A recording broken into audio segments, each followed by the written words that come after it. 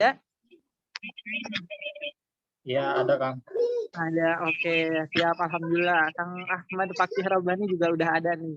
Bagi brodi semua yang kiranya bisa menyalakan kameranya, boleh banget nyalain kameranya. Nanti takutnya sama Kang Romi Sangaji ini dipoto nih. Aduh, ayo nyalain kameranya biar bisa tatap muka juga nih sama Kang brodi semua.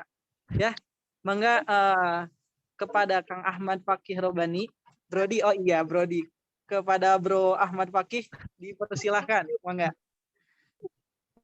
Mantap, mantap. Fakih panggilannya. Oke. Terima kasih kepada Saudara Yusuf yang telah mempersilahkan ya. Aku di sini sebagai pemantik ya. Sebagaimana pemantik itu kan kayak korek gitu yang menyalakan yang menyalakan diskusi lah istilahnya gitu. Jadi aku harap nanti teman-teman juga ikut aktif gitu dalam diskusi kali ini. Oke. Sebelumnya pertama-tama mari kita panjatkan rasa syukur kita kehadirat Allah Subhanahu wa taala yang telah memberikan kita nikmat iman dan Islam, dan tidak lupa pula salawat dan salam kepada Nabi besar kita Nabi Muhammad sallallahu alaihi wasallam. Baik teman-teman sekalian, izinkan pada pertemuan kali ini saya sebagai pemantik dengan tema apakah manusia bisa membuktikan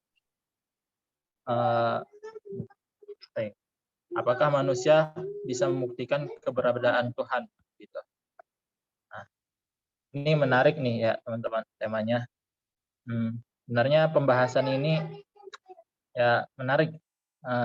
Pembahasan ini juga sebenarnya sudah terjadi gitu pada masa sebelum kita. Kita bisa di sini aku ngambil contoh pada pertanyaan ini juga terbesit kepada Nabi Ibrahim gitu. Nah, bagaimana Nabi Ibrahim itu bertanya juga kepada dirinya, apakah manusia bisa membuktikan keberadaan Tuhan. Jadi ketika itu kan Nabi Ibrahim dikisahkan bahwasanya ketika tatkala tiba malam, Nabi Ibrahim melihat bintang tuh. Melihat bintang. Nah, habis itu Nabi Ibrahim berkata, "Oh, berarti ini Tuhanku." Nah, Tuhanku. Nah, setelah bintang itu enggak ada, Nabi Ibrahim enggak yakin kalau itu Tuhan kan. Masa Tuhan bisa ngilang gitu. Pemimpin negara aja yang ngilang sebentar aja negara bisa kacau, apalagi Tuhan ngurus semesta alam gitu. Dan dia ngelihat ada yang lebih besar lagi nih, lebih bercahaya, ada bulan.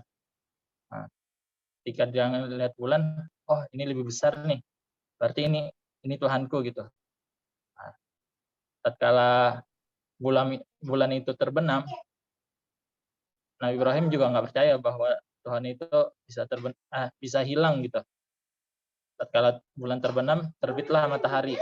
Habis itu Nabi Ibrahim, ini aku nemu sesuatu yang lebih bercahaya, lebih besar lagi gitu, yaitu matahari. Berarti ini Tuhanku.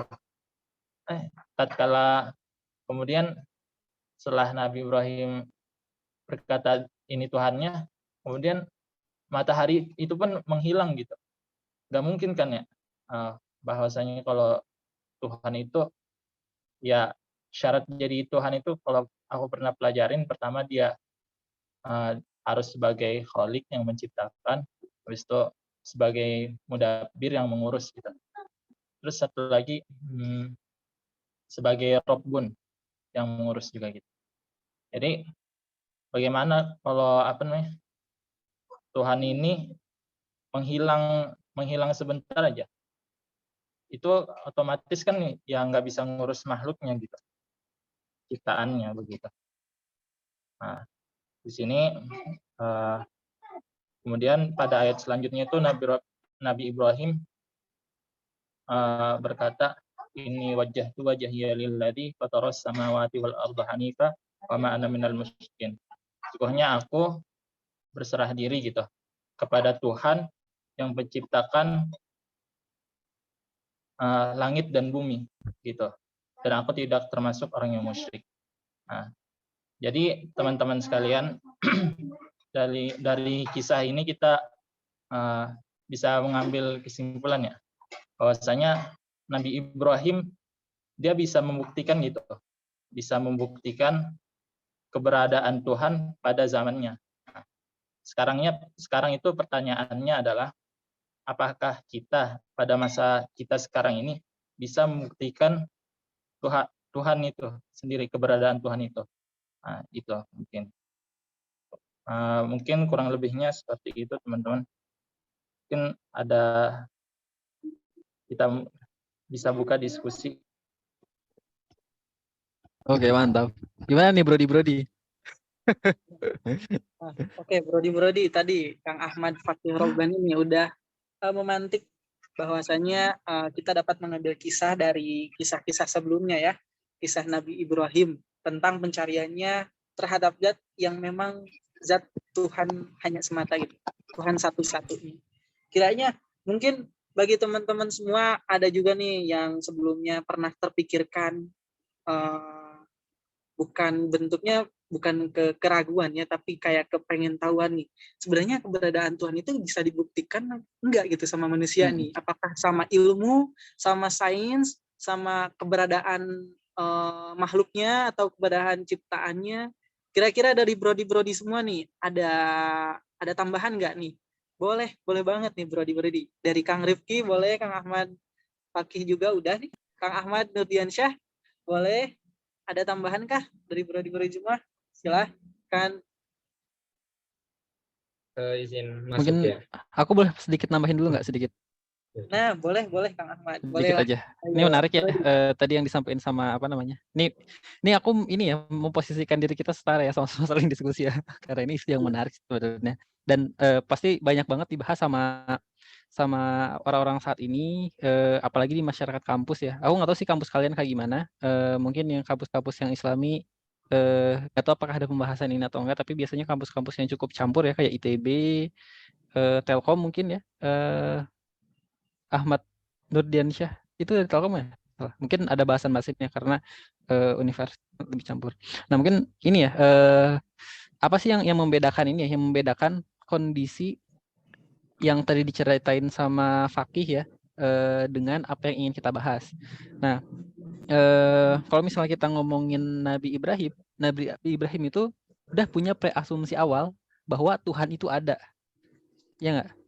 Ketika Nabi Ibrahim itu ingin mencari Tuhan mana yang benar. Jadi proses pencariannya adalah mencari Tuhan mana sih yang paling benar-benar Tuhan ketika Nabi Ibrahim ingin mencari Tuhan. Sementara di kondisi sekarang kan banyak juga nih orang-orang yang sebenarnya masih mempertanyakan apakah Tuhan itu benar-benar ada atau enggak. Jadi ingin mencoba membuat pertanyaan untuk menguji ulang tentang cerita yang dialami sama Nabi Ibrahim itu. Karena Nabi Ibrahim kan sudah mengawali dengan membuat sebuah asumsi ya. Jadi kalau misalnya kita ngomongin ini ya diskusi ilmiah, biasanya orang-orang tuh bikin teori. Terus teori itu diuji. Kalau misalnya teori itu ketika diuji benar, berarti tingkat kebenaran teori itu tuh meningkat. Tapi ketika si teori itu ternyata ada sebuah pembuktian dengan cara lain yang membuat teori itu tidak terbukti, maka teori itu runtuh. Mirip kayak kalau misalnya teman-teman yang di jurusan teknik ya, tahu ini ya, tuh hukum-hukum fisika klasik sama fisika modern ya. Hukum-hukum fisika klasik kan apa namanya? Dia bisa dibilang ya, walaupun memang nggak runtuh sepenuhnya ya, itu runtuh karena adanya fisika modern, karena hukum fisika modern itu lebih pas gitu. Pun dalam ranah yang makro itu yang hukum fisika klasik masih bisa digunakan.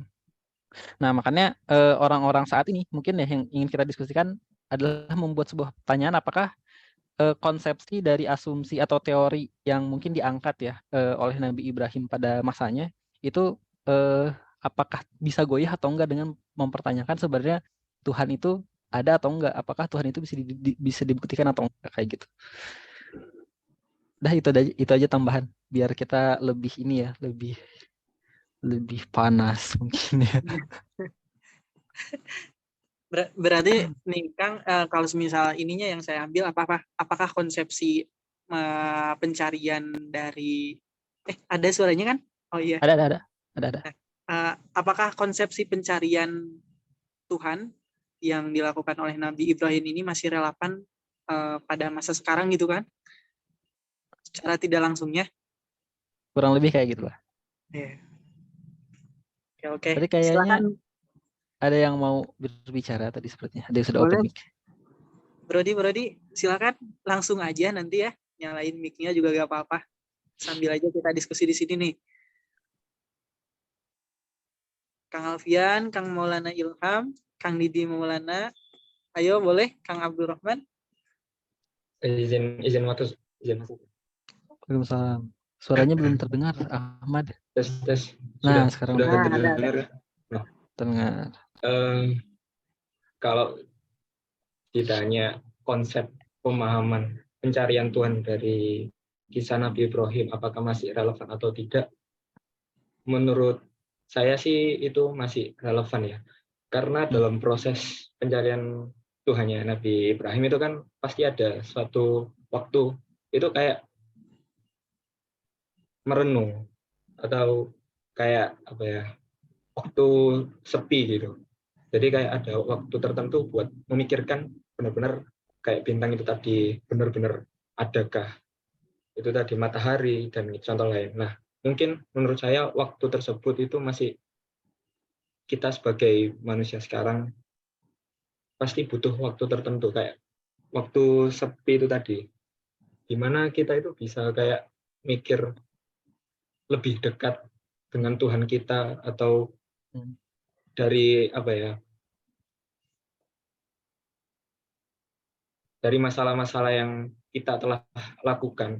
Nah, itu tadi sebuah bentuk kepasrahan kita kepada Tuhan kita. Maksudnya kita percaya atau enggak, kita itu ya sama halnya sama kayak Nabi Ibrahim gitu.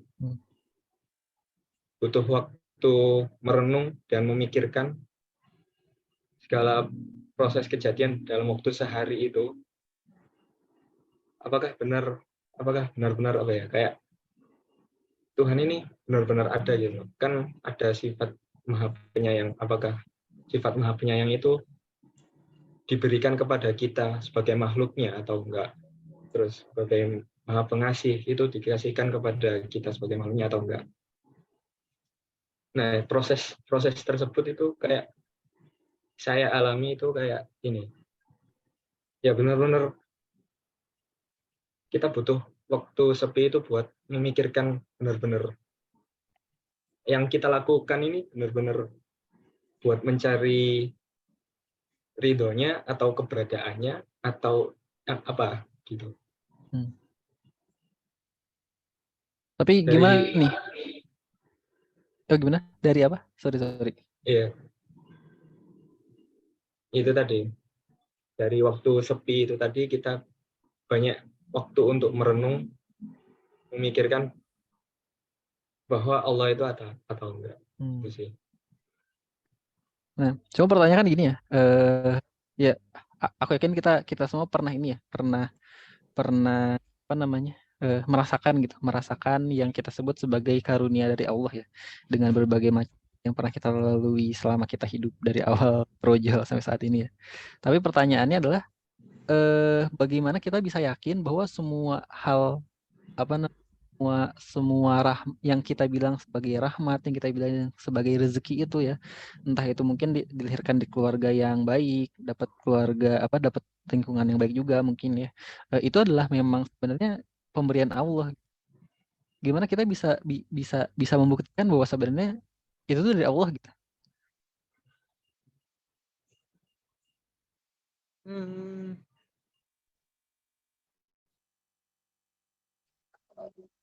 Mungkin izin menanggapi lagi ya. Gini sih Kak, kayak dari sesama makhluknya aja gitu. Kita tahu bahwa kalau kita cinta Nabi Muhammad, ya kita mengikuti teladannya gitu. Karena Nabi Muhammad kekasih Allah ya, jadi tahulah bagaimana kita bersikap, bagaimana sifat Allah itu tadi. Kita sesama manusia juga kita harus saling toleransi kepada sesama, entah itu agama apapun ya, kita harus saling bantu. Dan itu kayak mengimplementasikan Muslim itu ya seperti itu akhlaknya, gitu. Mungkin kebanyakan Muslim sekarang itu ya mungkin ya menurut pendapat saya itu masih berislam tapi belum beriman. Gitu. Jadi kalau itu tadi mungkin di situ kita harus dari sikap kita ke orang lain itu tadi menunjukkan bahwa Allah Tuhan itu memberikan orang ini kepada kita sebagai perantaranya buat menolong kita itu tadi. Mungkin teman-teman yang lain ada pemandangan atau tanggapan yang lain gitu. Kalau aku izin masuk nih.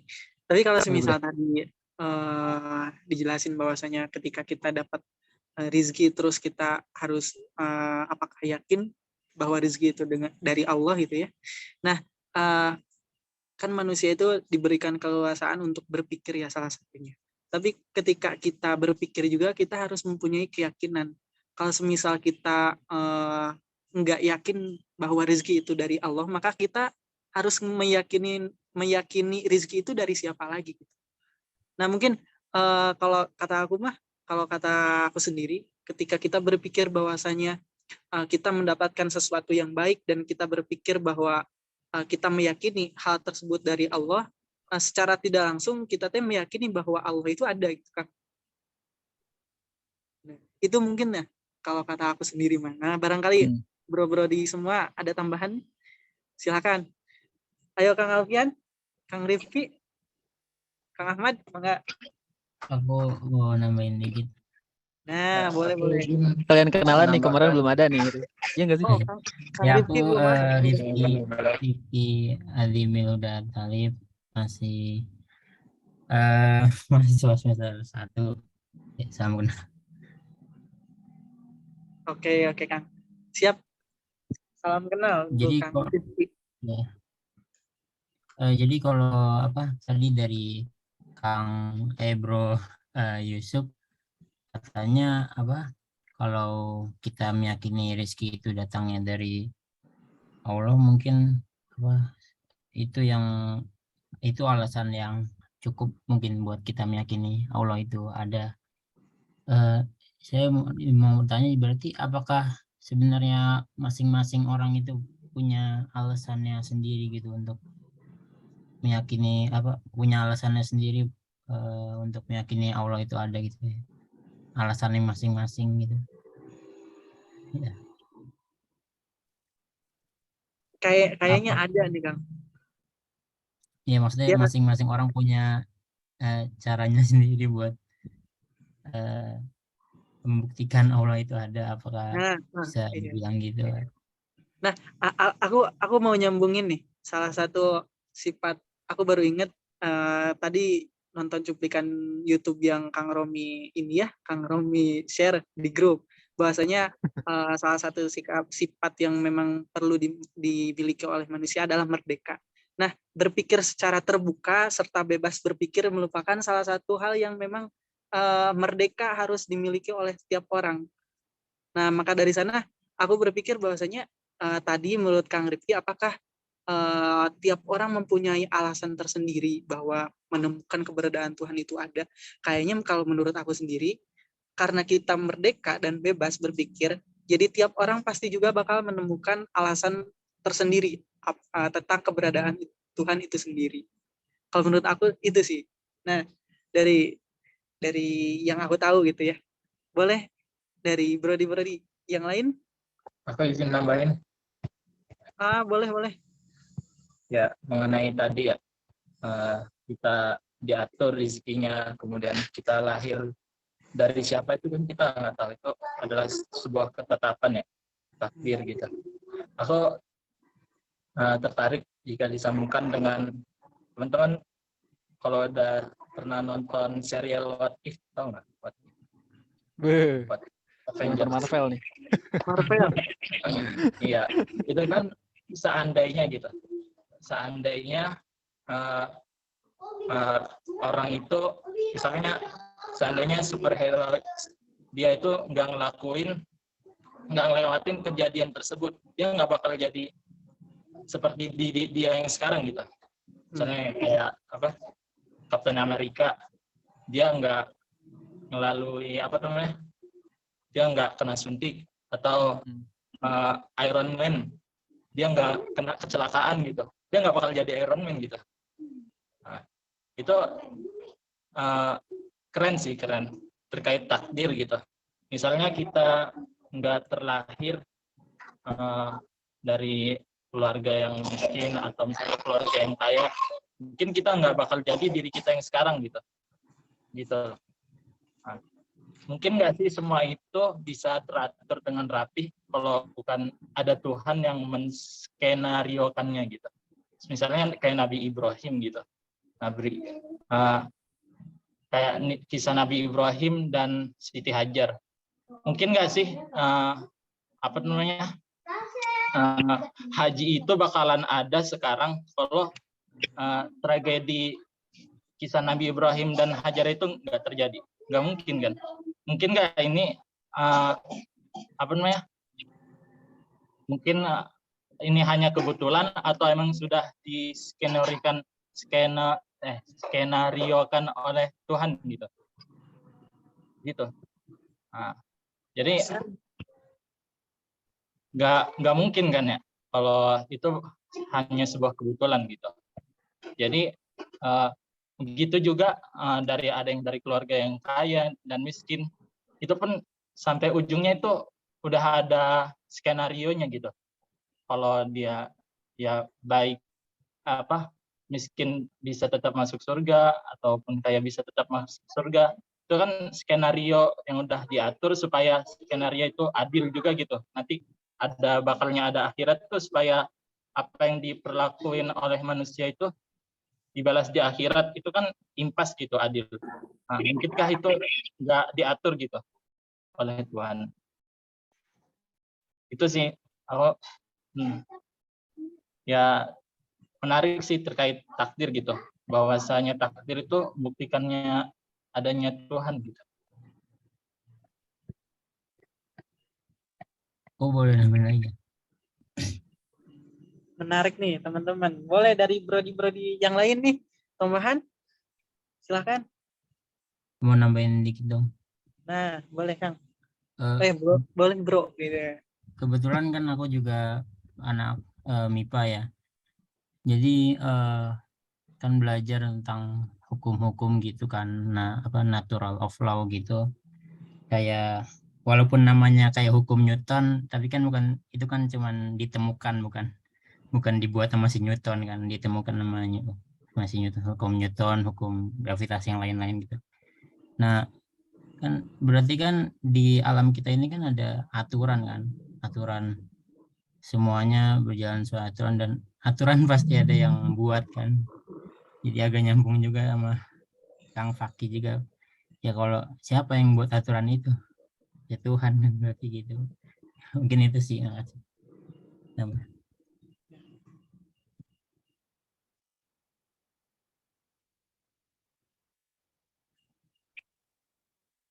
Oh iya, aku izin nambahin lagi. Ya boleh Kang. Tadi kan bahwasanya aturan itu emang Tuhan kan yang buat. Terus tadi yang Kang Yusuf bilang itu mengenai kemerdekaan gitu, kemerdekaan. Ini juga menarik, terakhir di video Kang Romi itu satu-satunya kita yang bisa kita dijadikan budak sekaligus merdeka gitu. Itu kan sesuatu yang berlawanan gitu, budak dan merdeka. Tapi benar sih, semakin kita menjadi budaknya Allah, hambanya Allah, kita itu semakin merdeka gitu. Iya. Ya. Contohnya ya, misalnya ketika kita menghadapi kesulitan gitu. Orang yang dalam penjara pun dia bisa merasakan kemerdekaan gitu. Meskipun dia di dalam penjara ya. Akan tapi karena imannya yang kuat, dia merasa dekat sama Allah, dia merasa merdeka gitu. Merasa fair-fair aja gitu. Nggak merasa terbelenggu. Walaupun saya dalam penjara, ya selama iman saya masih ada, itu saya merasa merdeka gitu. Itu juga suatu yang keren sih menurut aku.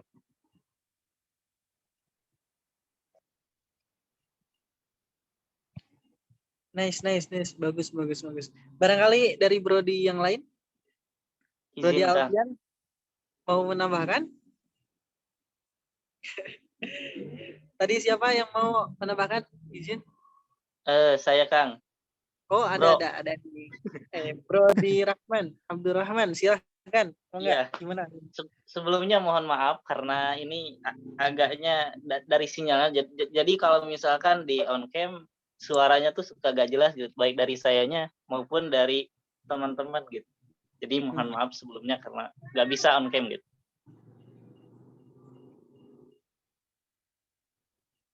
Iya, gak apa-apa, Kang. Mau menambahkan kalian?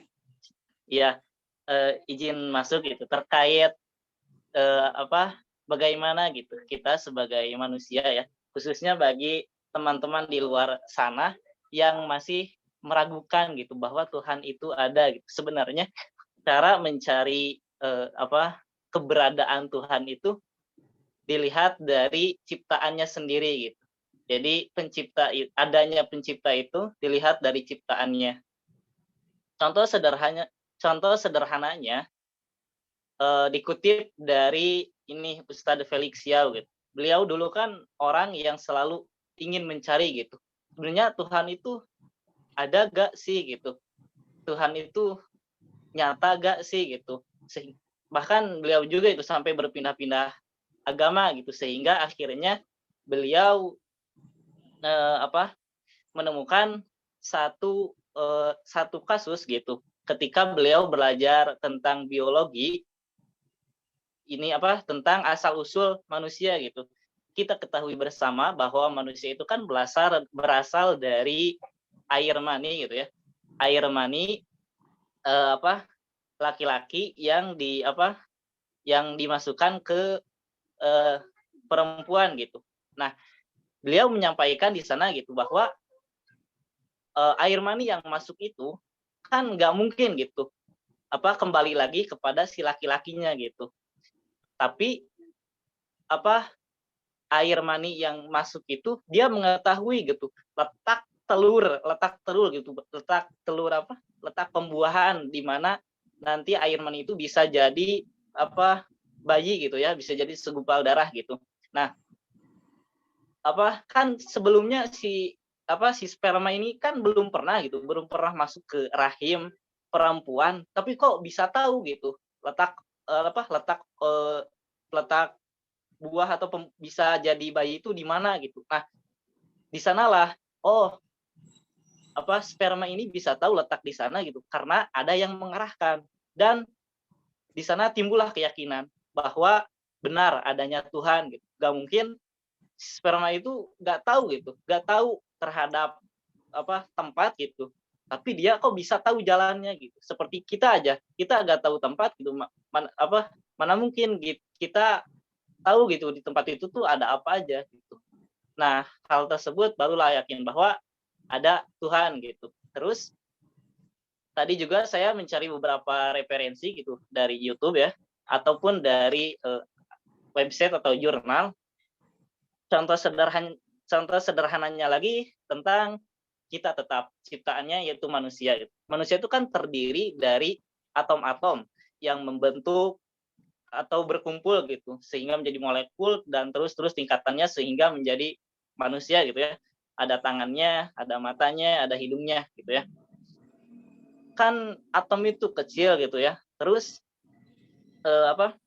atom itu tidak memiliki pengetahuan gitu. Bagaimana atom yang buta bisa membentuk mata gitu ya, yang bisa melihat dunia gitu. Sedangkan atom itu buta gitu.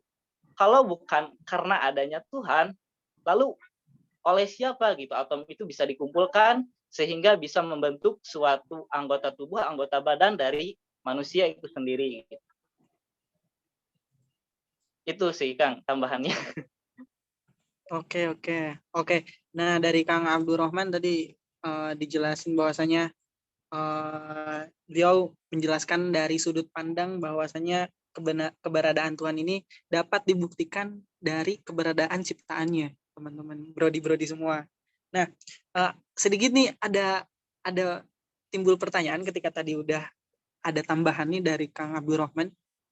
Aku berpikir bahwasanya kalau semisal ada keberadaan penciptaannya berarti ada wujudnya.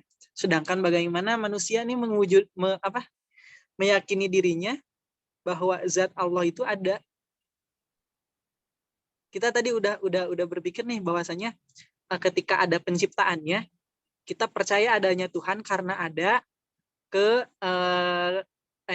karena ada ciptaannya. Kita berpikir benar-benar. Aku nyusun kalimatnya, Bu. Kita meyakini adanya keberadaan Tuhan karena adanya ciptaannya. Nah, ketika kita udah tahu nih penciptaannya ada ciptaannya, lalu bagaimana akal sehat manusia menerima ada zat Allah itu sendiri? Kan zat Allah itu tidak berbentuk wujud. Kira-kira bagaimana sih membuktikan bahwa hal itu ada gitu? Zat itu ada, zat Allah itu ada. Gimana nih, Brody? Sempat terpikir gak? Ini pertanyaan bagus nih. Jadi bukan hanya sekedar kita tahu tahu ciptaannya, tapi oh ada ya, berarti ada penciptanya. Nah, cara meyakini bahwa penciptanya itu tidak dalam bentuk wujud itu gimana? Sempat ya, ayo. Aku tadi sempat mikir kayak gitu ketika Kang Abdurrahman menjelaskan tentang hal yang tadi. Kira-kira gimana, Brody? Kang Rafli, boleh? Kang Davin, boleh? Kang Maulana Ilham, boleh? Kang Brody Abdul Fakih mau menambahkan? Ya. Bagaimana ya? Tadi kan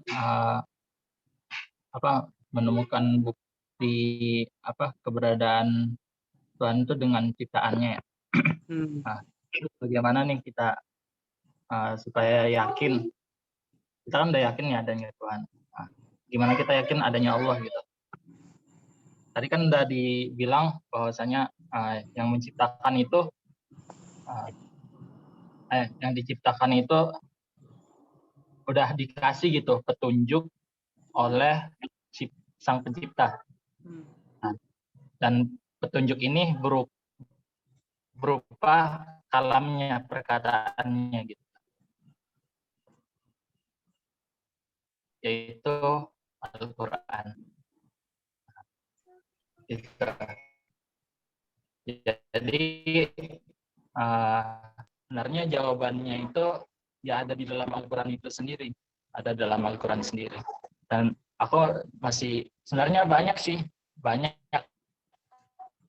yang meyakinkan bahwasanya Tuhan kita itu Allah gitu di dalam Al-Quran itu dengan logika. Sebenarnya keterbatasan ilmu kita gitu belum sampai, jadi kita masih belum nemu gitu. Makanya ya kita masih belajar gitu untuk nyari jawaban itu sebenarnya ada di dalam petunjuk yang telah diberikan kepada ciptaannya gitu di Al-Quran itu.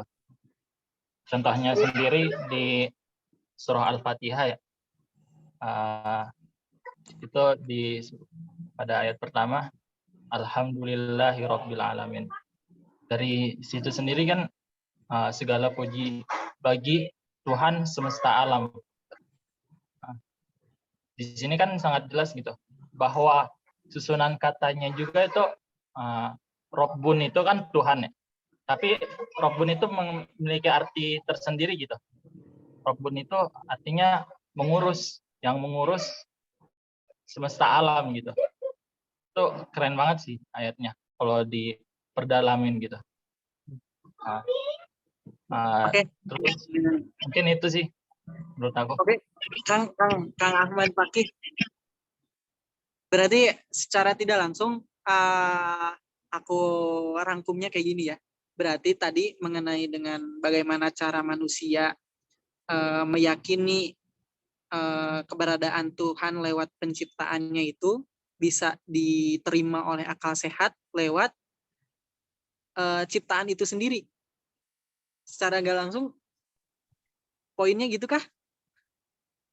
Bukan, lewat kalamnya. Jadi Al-Quran itu bukan ciptaan, tapi kalamnya. Kalamnya Sang Pencipta. Oke. I see. Tapi aku jadi ada pertanyaan lagi nih, Ki. Gimana kita bisa mempercayai bahwa Al-Quran itu benar-benar kalam Allah, kalamnya Tuhan? Gimana ya? Mungkin dari ini kan Kak, saya boleh nambahin nggak, mau nyoba Boleh sih? tuh. Boleh Ini kan kayak di Al-Quran tuh kan ada dari belasan abad yang lalu kan. Terus kayak di dalam Al-Quran tuh banyak yang udah dibuktiin tuh dan bisa dibuktikan tuh atau udah zaman-zaman sekarang gitu. Misalnya ada kayak dua lautan yang tidak bisa bersatu. Itu tuh kan sedangkan yang kita tahu kan itu tuh dari Nabi Muhammad disampaikannya gitu Nabi Muhammad. Tapi Nabi Muhammad juga itu tuh kan dapat dari Allah gitu. Dan yang bisa ngebuktiinnya tuh kan jadi kayak tuh Allah tuh udah tahu karena Allah tuh sang penciptanya gitu. Terus kita tuh udah percaya sih dari dulu juga kan. Cuman dibuktikannya tuh baru-baru ini gitu. Saya mikirnya kayak gitu. Jadi kayak gimana ya? Butuh waktu untuk paham isi Al-Quran itu tuh nggak seketika langsung, walaupun udah ada Al-Quran kita langsung paham. Jadi kenapa kita tahu itu tuh ciptaan Allah gitu?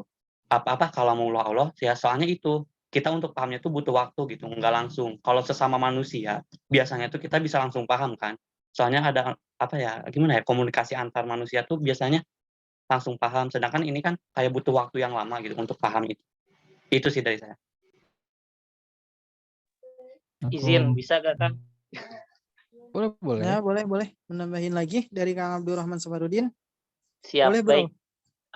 Kenapa Al-Quran, tadi kan pertanyaannya, bagaimana kita yakin bahwa Al-Quran itu adalah kalamullah, benar-benar firman Allah.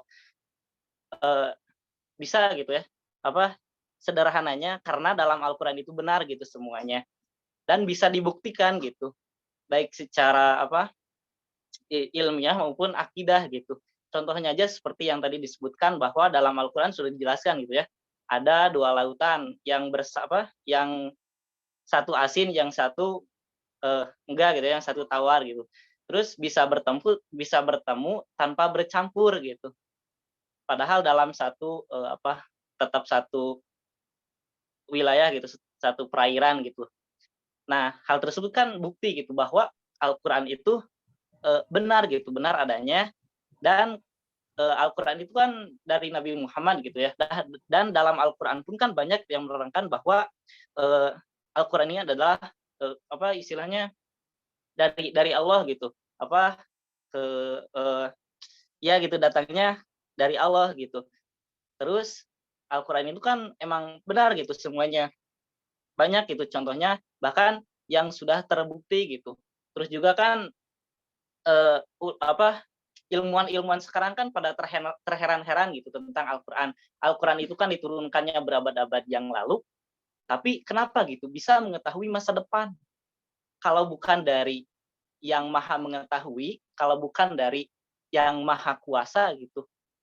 Lantas dari siapa lagi gitu? Karena kalau dari manusia biasa, kalau dari Nabi Muhammad sendiri kan tidak mungkin gitu. Bahkan ada dulu tuh kan yang memfitnah gitu bahwa Al-Quran itu buatan Muhammad gitu ya, bukan dari Allah gitu.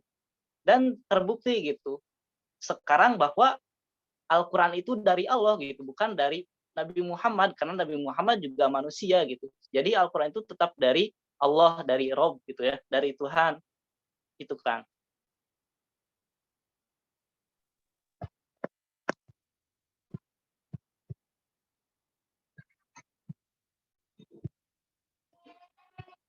Oke, sepertinya mau berbicara. Oh ya, ya benar sekali sih tadi yang disampaikan sama teman-teman. Bahasanya Al-Quran itu ya benar-benar keren lah, suatu mukjizat gitu.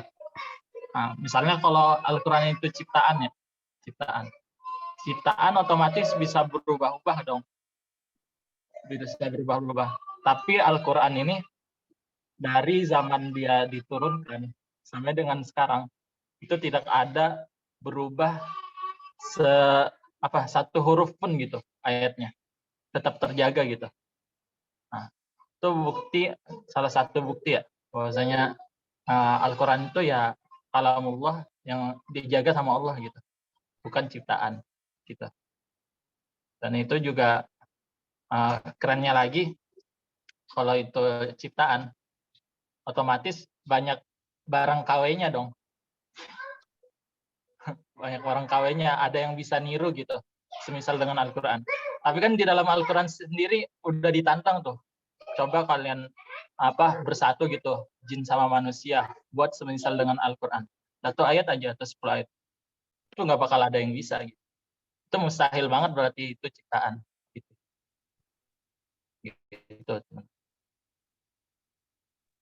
Nah, oke. Aku mau nambahin dikit juga nih, Kang. Bro. Iya. Nah, tadi pertanyaannya bagaimana sih kita percaya bahwasanya Al-Quran itu kalam Allah? Aku pernah dengar cerita-ceritanya ya, cerita-cerita bahwasanya ketika waktu Nabi berdakwah, ketika waktu pada masa waktu dulu gitu ya, ketika ada Nabi, ketika pada waktu itu kan seperti biasa Nabi pernah berdakwah kepada kaum-kaumnya. Terus ada yang mengingkari bahwasanya tadi yang sudah disebutkan bahwasanya Al-Quran itu buatan siapa? Rasulullah. Maka ada juga yang menyangka bahwasanya Rasulullah itu difitnah sebagai seorang penyair ya. Nah, emang pada dasarnya emang Al-Quran itu kalam Allah. Allah sendiri membuktikan dengan turunnya ayat-ayat Al-Quran yang membuktikan bahwasanya ayat Al-Quran itu atau Al-Quran itu sendiri merupakan kalam Allah gitu. Jadi ketika kita ragu bahwasanya Al-Quran itu bukan kalam Allah, maka Allah sendiri udah membuktikan tuh dalam isi Al-Quran itu sendiri bahwa Al-Quran itu kalam Allah loh. Nah, kayak gitu Brody. Itu mungkin tambahan dari aku nih. Boleh dari Brody yang lain? Atau barangkali mau mengembangkan pertanyaan lagi, muncul pertanyaan lagi nih. Saya mau nanya. Oh, boleh Kang Rafi. Rada telat sih nih, tadi waktu yang nyinggung masalah takdir. Ini mau nanya, aku tuh apa ya, dari dulu sih ini tuh selalu disimpan, pertanyaan belum pernah dikeluarin gitu. Setiap nemu ustadz yang mau ditanya juga, saya tuh ragu lah ya. Kayak Maya tuh, kan kita tuh udah ditakdirin gitu kan, dari sebelum kita lahir gitu. Saya tuh suka mikir kayak, apa waktu kita dilahirin gitu, kita milih agama apa, terus jalan hidup yang kita pilih tuh udah ditentuin, sama akhirnya juga kita tuh udah ditentuin gitu, misalnya apakah kita tuh udah ditentuin ke masuk surga atau neraka kayak gitu. Saya tuh mau nanya itu, Mas. Kalau kayak gitu berarti saya mikirnya gimana ya, kayak hidup tuh ya udah ngikutin alur sebenarnya. Kan katanya tuh gini kan, daun jatuh juga itu tuh udah ditentukan gitu kan takdirnya. Terus berarti saya tuh mikir itu aja hal yang paling simpel udah ditentukan kan, udah ditakdirkan gitu. Jangan-jangan gitu pilihan saya gitu kan, katanya ada juga quotes hidup adalah pilihan gitu. Kita tuh mikir itu pilihan, padahal waktu kita mikir itu pilihan tuh kita tuh udah ditentukan untuk milih pilihan itu gitu. Jadi ujung-ujungnya tuh kita tuh ngikutin alur sebenarnya. Aku tuh gak tahu itu tuh benar apa enggak gitu, tapi kalau kayak gitu jadi gimana ya, ragu gitu. Ya kan pernah diajarin juga ada takdir yang dirubah, tapi gara-gara saya mikir kayak gitu tuh jadi kayak ya ragu aja, apa benar semua takdir bisa dirubah, atau sebenarnya tuh kan udah ada di lauh mahfuz kan, kita tuh udah ditulisin. Jadi misalnya wah kita ingin berubah dari jahat ke baik, perubahan itu tuh udah ditakdirin gitu. Aku mikirnya gitu, jadi gak tahu itu tuh pikiran yang salah atau enggak gitu. I see. Nah, boleh menarik juga nih pertanyaannya menurut aku.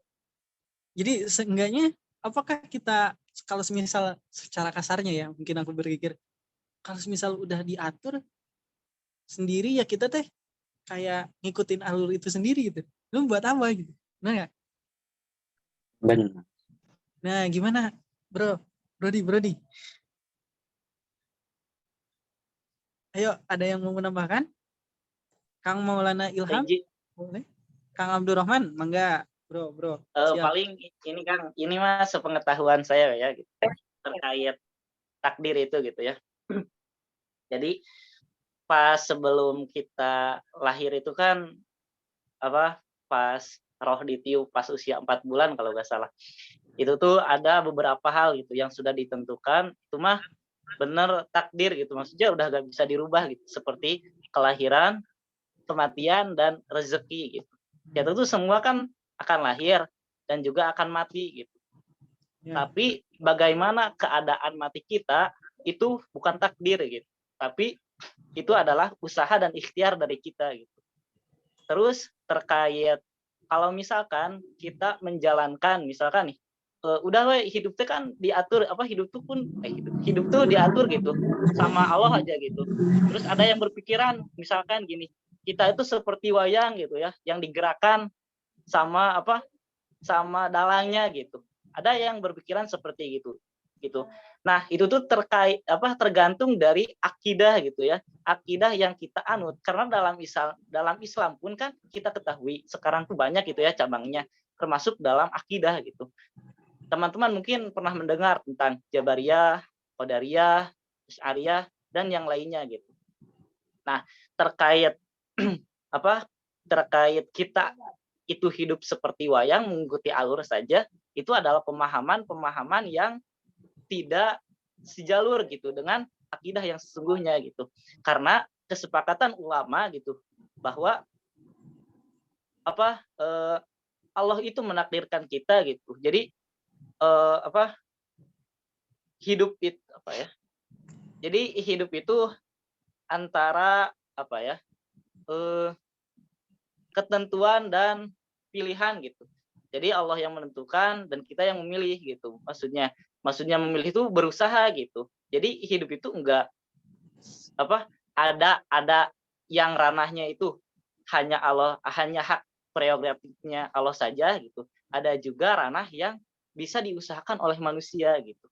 Jadi enggak semua. Jadi kan takdir itu kan terbagi dua, qada dan qadar gitu. Qada itu sudah tidak bisa ditetapkan, sedangkan qadar itu ada beberapa takdir yang masih bisa dirubah baik dengan usaha ataupun dengan doa. Mungkin itu Kang, sepengetahuan saya begitu. Boleh nih. Menarik juga. Barangkali dari bro-bro yang lain. Silakan. Ada tambahan? Nah, dari Kang Alfian. Mangga. Silakan. Dari Bro Alfian. Yeah. Saya lupa lagi. Thanks bro. Siap bro. Kalau soal takdir itu memang banyak membingungkan ya sebenarnya. Aku pernah dapat pembahasan yang cukup clear gitu ya. Kalau qada dan qadar itu kan satu ketetapan yang udah Allah tetapin gitu untuk kita. Qadar itu kan ya takdir. Nah, takdir itu bakal diketahui sebagai suatu takdir kita ketika udah terjadi gitu. Jadi setelah terjadi kita baru tahu itu takdir. Nah, terkait terus kita hidup ngapain kalau kita cuma sebenarnya kita kayak wayang gitu kan. Itu nggak salah gitu ya. Sebenarnya semua apa yang terjadi kan udah dicatat semuanya di Lauhul Mahfuz. Cuman ini poinnya, Allah itu kan Maha tahu itu ya. Allah punya ilmu yang lebih luas, sangat luas dan paling luas. Jadi sebelum kita ada pun Allah udah tahu kita mau ngapain gitu loh. Jadi ketika Allah itu pengen ciptain kita, belum ada kitanya gitu. Allah tahu nanti misalnya kita mau sekolah, mau pakai baju apa tuh, Allah udah tahu kita bakal milih apa. Nah itu yang kemudian ditulis sebagai takdir kita. Jadi sebelum kita diciptain, Allah udah tahu kita bakal ngapain selama di dunia. Jadi hidup itu pilihannya di situ. Jadi sebenarnya pilihan yang kita ambil itu udah Allah tahu sebelum kita ada gitu. Makanya itu yang ditulis sebagai takdir kita. Itu pembahasan yang pernah aku dapat. Jadi semuanya benar pilihan kita dan Allah tetapkan itu sebagai takdir kita gitu. Dan kita nggak akan bisa protes karena kita baru tahu itu takdir pas kita udah ngelakuin gitu kan. Kita nggak bisa salahin Allah, soalnya yang kita pilih kan pilihan kita.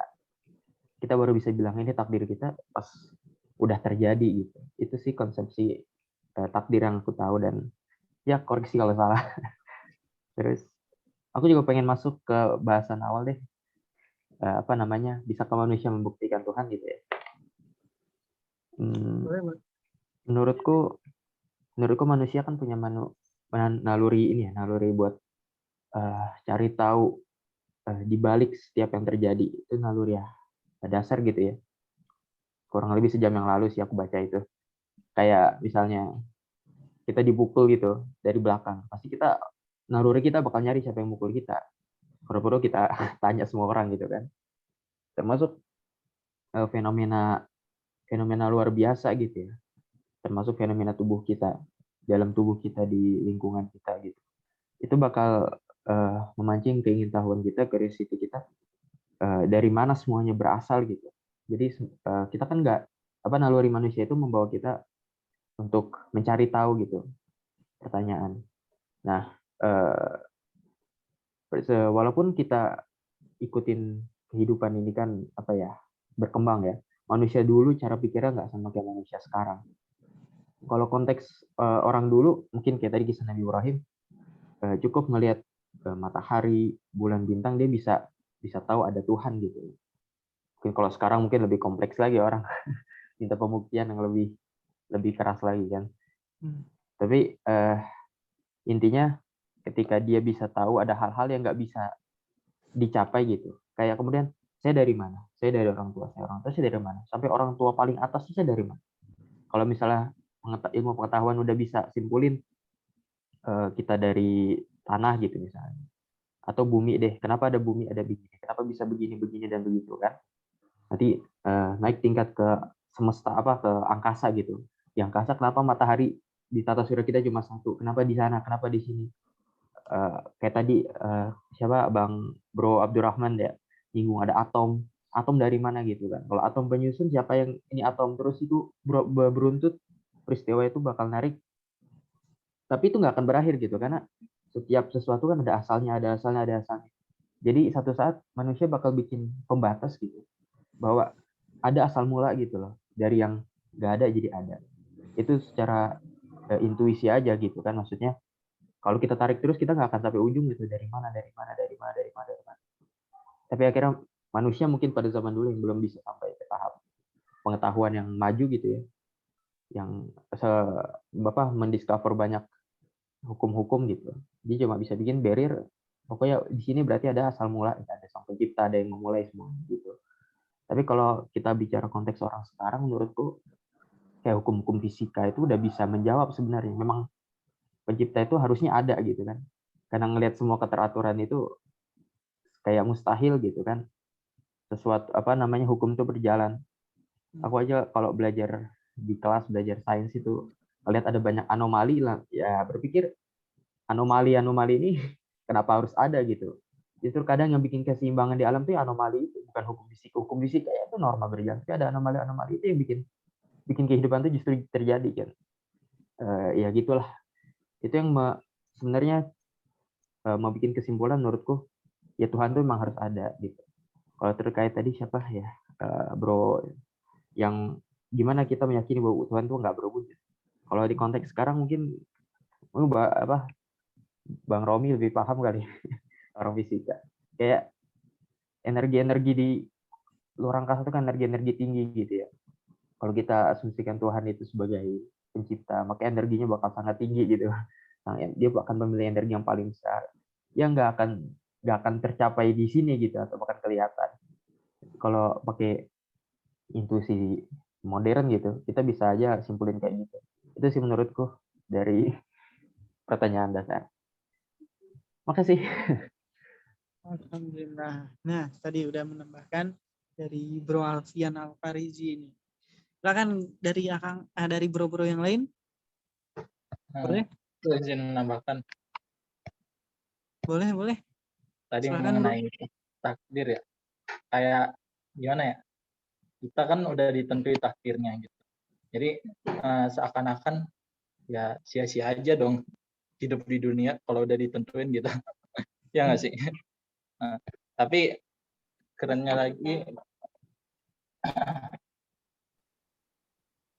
begini nih. Misalnya kan takdir yang nggak bisa kita ubah itu misalnya kita lahir dari siapa ya? Nah, itu kan udah ditentuin gitu. Contohnya gitu. Nah, kita lahir siapa itu kan kita nggak bisa milih gitu lahir dari siapa. Akan tapi setelah kita lahir kita bisa milih gitu kehidupan kita itu mau seperti apa. Contohnya misalnya kayak tadi Nabi Ibrahim, dia kan lahir dari ayah yang nggak beriman gitu. Tapi karena Nabi Ibrahim berikhtiar, berusaha, kemudian dia bisa berubah gitu. Nah, contohnya ada lagi yang sebaliknya gitu. Ayahnya baik, tapi anaknya nggak baik. Contohnya anak Nabi Nuh atau Nabi Lut. Nah, itu kan dia otomatis anak Nabi loh. Anak Nabi aja bisa berubah gitu. Bisa berubah, yaitu ya jadi nggak ngikut bapaknya gitu. Itu kan suatu hal yang apa ya? Ya selama manusia itu nggak berikhtiar, nggak berusaha, ya dia nggak bakal bisa mengubah takdirnya gitu. Itu sih menurut aku.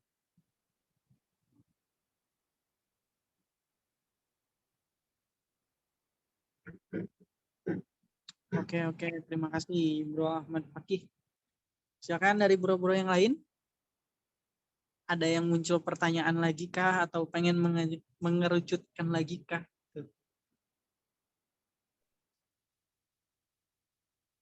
Aku sedikit ada nih. Boleh gak? Boleh. Sebenarnya aku sempat berpikir ini, meskipun sejatinya memang kita bersyukur juga hidup di Indonesia ya. Kita coba kerucutkan lagi nih. Kita hidup di negara yang alhamdulillahnya mayoritasnya Islam di Indonesia. Mungkin kakek nenek kita juga alhamdulillah mudah-mudahan Islam juga. Ada beberapa juga yang sekiranya mungkin baru 1 atau 2 keturunannya baru Islam ataupun apa. Yang aku coba coba pikirkan kembali. Kalian pernah dengar dengan teori Islam keturunan atau Muslim keturunan sendiri? Nah, menurut kalian apakah menjadi seorang Muslim keturunan ini, kan tadi ada yang sedikit ada yang ngebahas ya, katanya semua orang bisa Islam tapi tidak semua orang bisa Muslim. Nah, apakah keterangan mengenai dengan Muslim itu sendiri sejatinya tidak semuanya bisa menjadi Muslim gitu.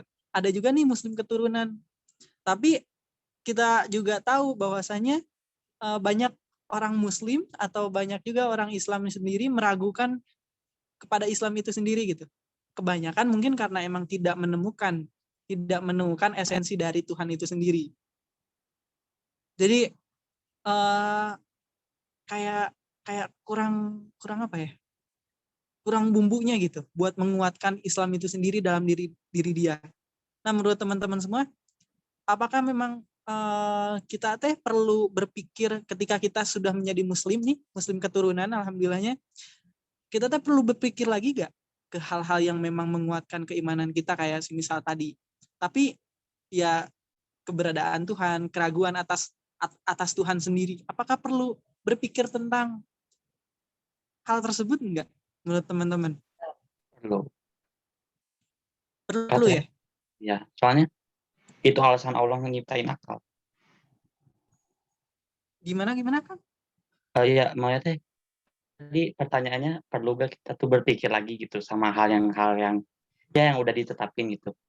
Kalau saya mikirnya tuh perlu, soalnya ya itu tuh alasan Allah nyiptain akal kita dan pemikiran kita gitu.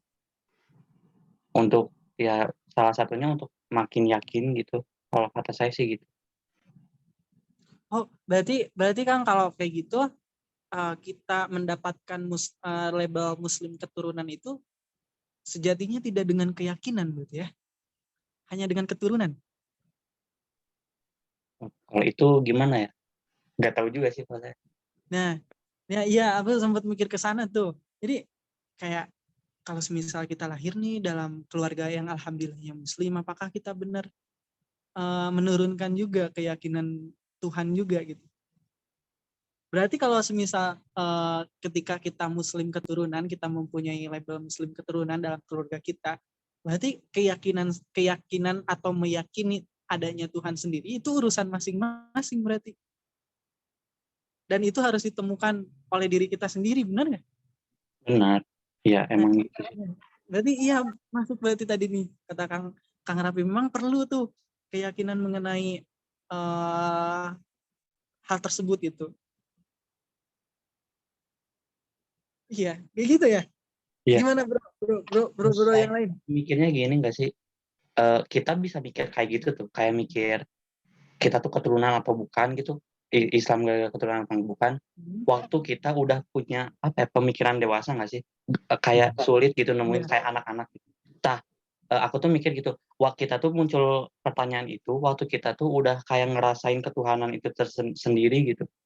Aku ngerasanya gitu, kayak kita udah tahu yang gimana ya, kayak kayak hal-hal yang luar biasa yang gak bisa kita dipikirin pakai akal gitu. Terus kita tuh baru muncul pertanyaan itu tuh waktu kita udah ngerasain itu gitu.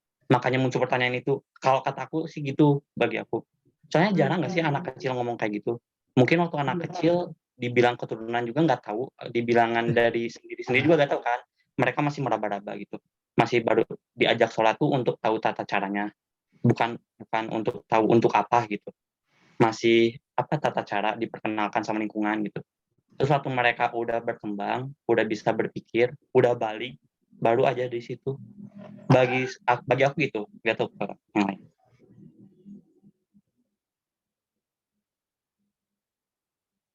Kenapa? Nah, berarti aku setuju sama Kang Raffi bahwasanya kita menemukan kebenaran, tentunya dalam hal ini mungkin kebenaran karena adanya Tuhan, kebenaran Tuhan itu sendiri, itu mempunyai proses tersendiri. Nah, adapun tugas kita sendiri meyakini bahwasanya kita harus yakin dan mencari nih mengenai dengan keberadaan Tuhan itu, apakah ada atau tidaknya dengan apa yang kita temukan untuk meyakini atau menguatkan keimanan kita sendiri. Kira-kira dari bro-bro yang semua nih, bro-bro yang lain ada tambahan nggak? Aku belum mendengar dari Bro Maulana Ilham, boleh?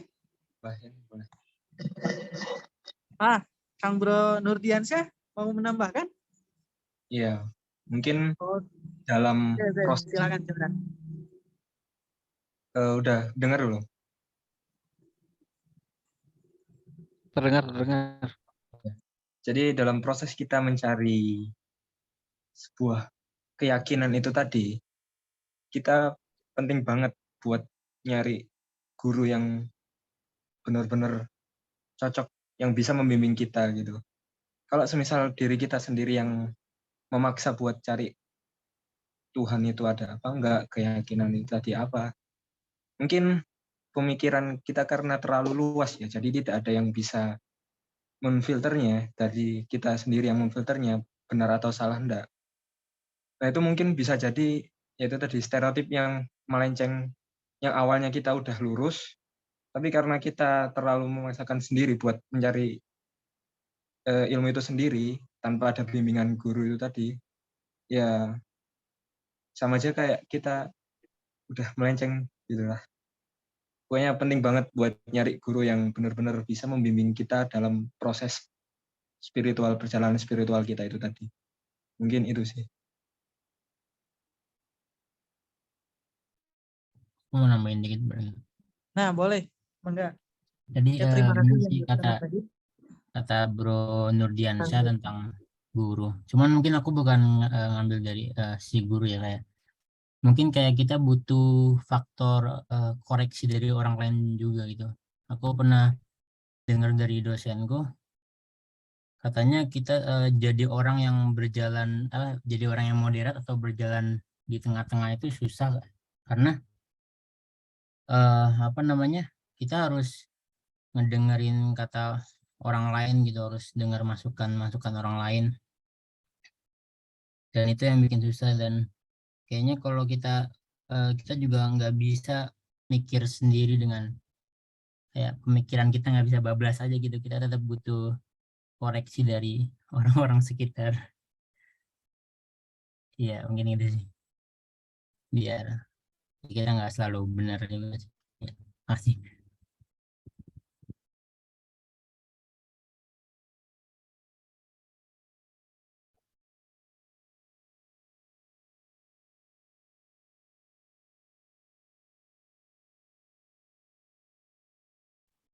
Aduh, maaf kan. Barusan agak nge-lag nih sinyalnya. Boleh dari bro-bro yang lain. Silakan. Yuk, Ya, Kang aku Ahmad. izin. Oh, bro, Ahmad Fakih. Boleh menambahkan? Mau menambahkan? Nah, tadi mengenai Islam keturunan ya. Islam keturunan, apakah perlu kita mencari tahu sendiri ya? Mencari tahu sendiri untuk menambah iman kita. Kan manusia ada yang dari apa? Sebenarnya kalau dia keturunan Islam kan otomatis dia Islam. Sebenarnya juga fitrahnya manusia itu semuanya dilahirkan dalam keadaan Islam gitu. Kemudian bapak dan ibunya yang menjadikan dia beragama, misalnya Nasrani, Majusi, dan lain sebagainya gitu.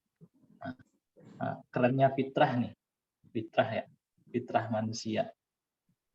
Manusia itu salah tujuan diciptakannya manusia itu keren sih, karena adanya akal gitu. Bedanya ciptaan manusia itu, karena dia mempunyai akal. Melalui akal ini dia akan menemukan namanya pengetahuan gitu, ilmu. Kemudian kan setelah dia mengetahui gitu ilmu,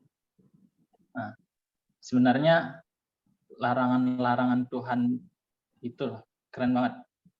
Konteksnya itu ta'muruna bil ma'ruf wa tanhauna 'anil munkar. Jadi Tuhan itu nyuruh, kenapa kebaikan di dalam Quran itu disebutnya ma'ruf gitu.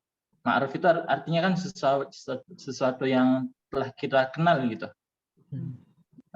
Jadi semua manusia itu fitrahnya itu sepakat bahwasanya ya kebaikan itu sesuatu yang kita anggap yang sudah kita kenal gitu.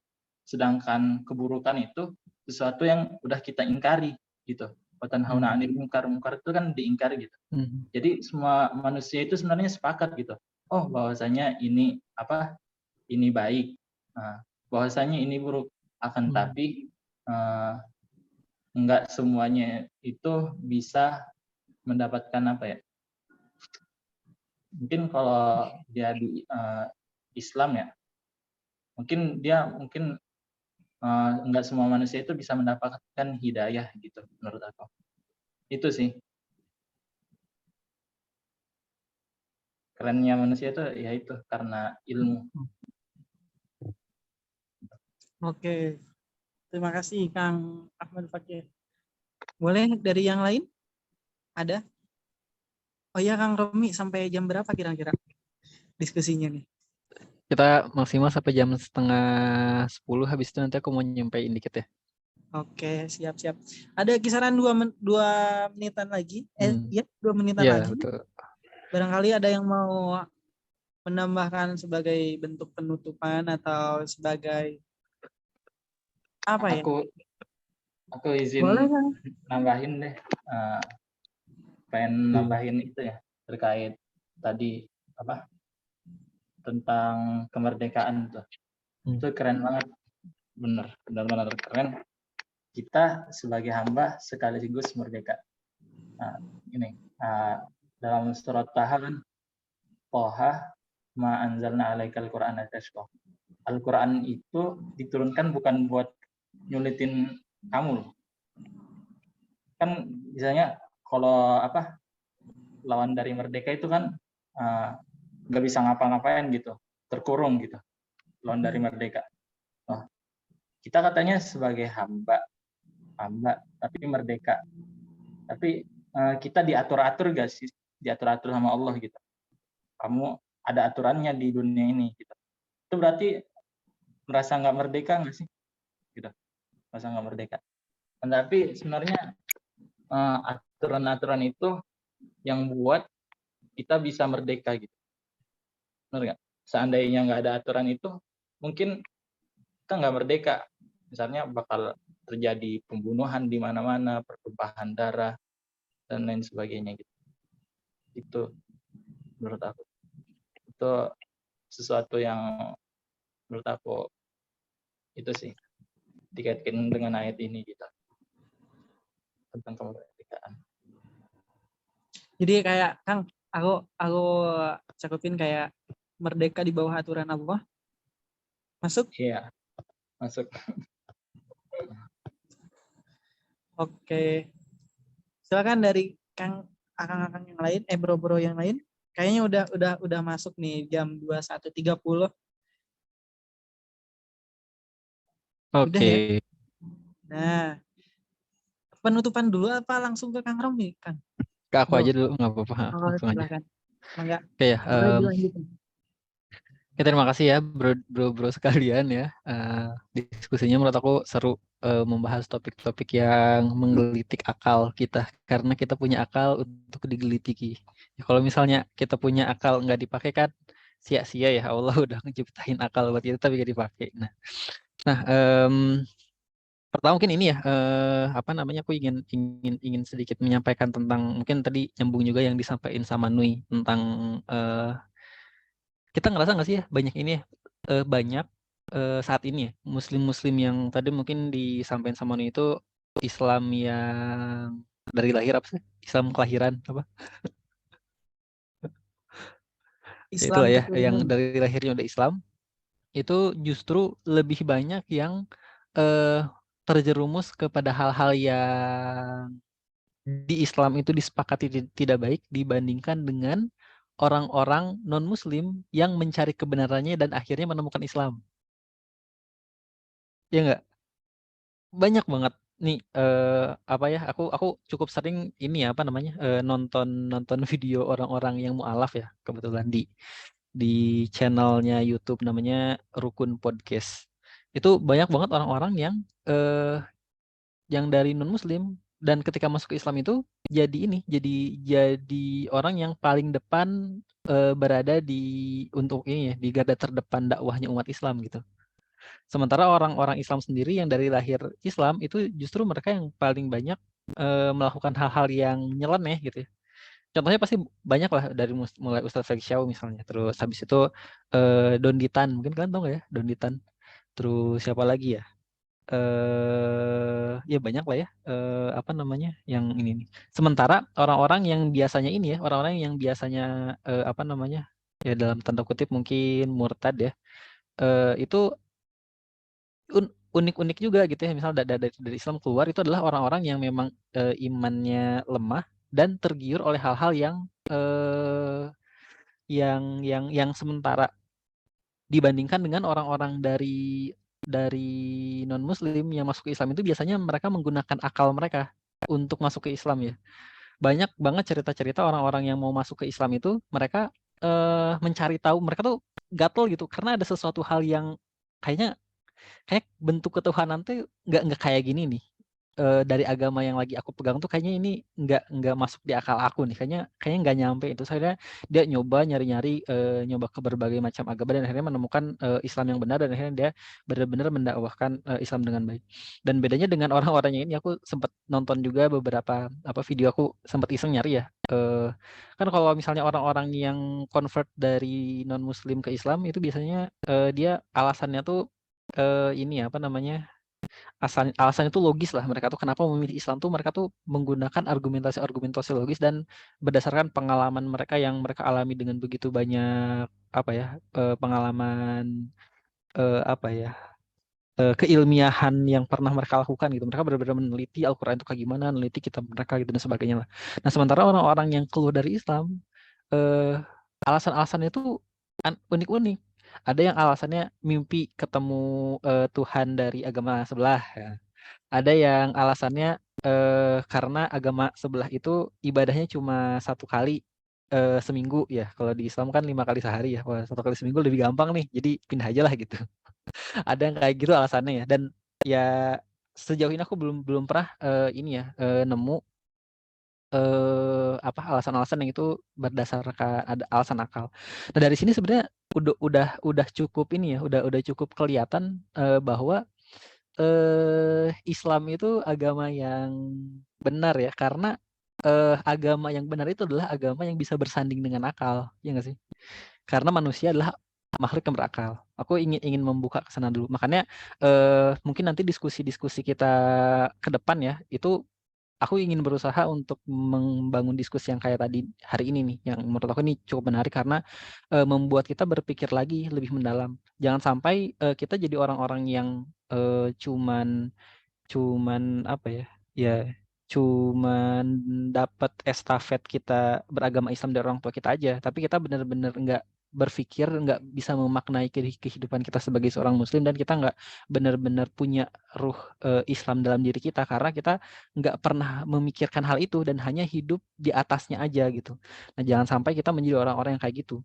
Nah makanya ya aku ingin memperkuat ketauhidan kita, memperkuat keimanan kita dengan cara kita berpikir justru ya, bukan dengan cara kita asal beriman aja, asal kita mengimani aja, tapi kita benar-benar coba berpikir juga, karena berpikir itu adalah jembatan kita menuju keimanan. Nah bahkan dalam menemukan ketuhanan itu sendiri yang tadi mungkin teman-teman udah apa namanya, udah nyontohin banyak hal ya, kayak pasti dari akal kita kan pasti mikir ya, manusia itu bisa menciptakan sesuatu. Kalau misalnya manusia bisa menciptakan sesuatu, berarti manusia diciptakan oleh sesuatu hal yang lain, dan mungkin diciptakan oleh molekul, sel-sel, organ, molekul ya, terdiri dari molekul, atom terdiri dari subpartikel itu terdiri dari energi ya. Kalau misalnya teman-teman mungkin di MIPA belajar teori-teori kuantum ya, kan kalau partikel bertumbukan itu dia jadi terlepas jadi energi-energi ya, foton-foton dan sebagainya lah. Terus karena gelombang itu energi, berarti sebenarnya di dunia ini tuh terlingkupi dengan energi semuanya gitu. Semua yang ada di dunia itu energi ya, bahkan masih ada energi-energi yang belum kita ketahui ya, dark energi kayak gitu, yang bikin semesta kita itu melar, dan melarnya itu melebihi kecepatan cahaya bahkan ya, sampai kayak gitu, yang bikin kita nggak akan bisa ke suatu planet lain di luar sana karena kecepatan planet itu meregang dari bumi itu melebihi kecepatan cahaya. Nah itu kan sesuatu hal yang menarik ya. Nah tapi akhirnya muncul pertanyaan lagi kan, sebenarnya siapa yang menciptakan energi itu kan, ya nggak sih? Meskipun kita udah tahu bahwa seluruh dunia ini tuh dilingkupi oleh energi ya. Bahkan aku dulu sempat mikir kayak gini, kan di dunia ini tuh pasti ini ya, pasti berpasang-pasangan ya. Misalnya cewek cowok gitu ya. Proton, elektron gitu ya, positif negatif. Bahkan gelombang pun berputar dari yang positif negatif ya. Aku sempat mikir sebenarnya mungkin nggak sih sesuatu itu muncul dari ketiadaan? Mungkin nggak sesuatu itu muncul dari ketiadaan? Secara logika mungkin nggak sesuatu itu muncul dari ketiadaan? Mungkin kita mikirnya enggak ya. Kalau misal kalian belajar fisika, kalian pasti bisa bilang bahwa iya. Karena gini teman-teman ya, ini ketika aku belajar fisika ya, ketika ada dua gelombang yang itu saling berinterferensi tapi dengan frekuensi yang berbeda 180 derajat, gelombang itu kan jadi hilang ya. Ini agak-agak fisika dulu ya, nggak apa-apa ya. Tapi kan hilang tuh ya, jadi nggak ada tuh. Yang asalnya dua gelombang ada terinterferensi karena gelombangnya berbeda 180 derajat ya. Jadi nggak ada. Yang artinya kalau misalnya kita reverse si pola itu, yang asalnya nggak ada, nggak bisa jadi ada dengan kita bikin sesuatu hal yang positif dan negatif gitu. Kebayang nggak maksud aku? Kan jadi masuk akal ya, ada ya. Tapi sebenarnya siapa yang membuat si ketiadaan itu tuh terpecah menjadi dua gitu, dan yang akhirnya mereka saling berinteraksi dan membentuk dunia ini gitu, yang mungkin disebut sebagai Big Bang ya kalau misalnya di teori-teori penciptaan dunia. Nah makanya pasti ada sesuatu hal yang menciptakan, yang bahkan sesuatu hal yang menciptakan itu pun bukanlah energi itu sendiri, karena sesuatu hal yang menciptakan kan pasti berbeda ya. Makanya mungkin tadi ini aku ingin sedikit mengkoreksi kan, kalau nggak salah tadi Alfian bilang ya, di dunia itu full dengan energi, mungkin Allah itu adalah energi yang tidak terbatas. Justru Allah pun bahkan bukan energi itu sendiri, karena Allah yang menciptakan energi itu. Jadi sesuatu hal yang gimana? Nah, hal-hal yang kayak gini yang bikin otak manusia itu tuh pusing 7 keliling ya, memikirkan jawabannya apa, yang kalau nggak ada jawabannya tuh otak kita tuh konslet. Ya kan? otak kita tuh nggak bisa menerima sesuatu hal yang nggak konsisten berdasarkan kemampuan akal kita mencerna ya. Dan itu tuh bikin otak kita konsisten kalau kita mau mikir sih. Kalau nggak mau mikir mah ya udah sih. Nggak, ya gitu aja gitu. Nah, tapi kalau misalnya kita pengen mikir ya itu bikin kita konsisten. Makanya perlu ada sebuah jawaban di sana yang memberikan jawaban bahwa memang ada sesuatu hal yang itu tuh berbeda dengan makhluk-makhluknya yang bisa kita lihat nih, bisa kita rasakan ya, yang menciptakan sesuatu. Nah, kayak gitu. Nah, makanya pertanyaan selanjutnya tadi, kalau misalnya memang ada sesuatu hal yang pasti menjadi suatu asal muasal sesuatu, siapakah sesuatu hal itu? Yang tadi mungkin tadi teman-teman udah sampein ya, kita bisa nge-refer nih ke Al-Qur'an bahwa Al-Qur'an itu kalam Allah ya. Al-Qur'an itu bukan makhluk atau bukan ciptaannya Allah tapi kalam Allah itu sendiri ya. Ini kalian kalau misalnya ini ya, ini sedikit disclaimer di bagian ini karena zaman dulu banyak sempat ya Islam sempat terpecah karena bahasan Al-Qur'an ini apakah makhluk atau bukan. Jadi kalau misalnya kalian ada orang-orang yang lagi debat-debat kayak gini, kalian jauhi aja orang-orang yang mendebat ini ya. Intinya Al-Quran itu adalah kalam Allah, ya kita nggak tahu sebenarnya apakah itu makhluk atau bukan. Yang jelas makhluk itu benda ininya ya, benda Al-Quran fisiknya itu tentu terdiri dari atom-atom ya. Makanya dulu Imam Bukhari bilang bahwa apa yang ada yang dipegang di tangannya, yang bentuknya itu Al-Quran itu adalah makhluk ciptaan, tapi Al-Quran itu sendiri ya, konten Al-Quran itu sendiri adalah kalam Allah gitu. Nah, yang mana kalau tadi mungkin teman-teman bilangnya ini ya, apa namanya, Al-Quran itu terbukti nih, terasa gitu oleh kita. Nah, cuma pertanyaannya gimana kita bisa membuktikan bahwa memang Al-Quran itu layak untuk dipercaya, padahal kan belum semua terbuktikan kan? Ya nggak sih? Seluruh yang ada di Al-Quran itu belum 100% terbuktikan secara benar. Kalau misalnya belum 100% terbuktikan secara benar, kita pantas nggak kita membenarkan semua hal yang ada di dalamnya. Nah, cuma hal menariknya lagi adalah ya, yang perlu kita garis bawahi adalah Al-Quran itu belum pernah terbukti salah. Berbeda sama kitab-kitab lain yang ada sekarang ya.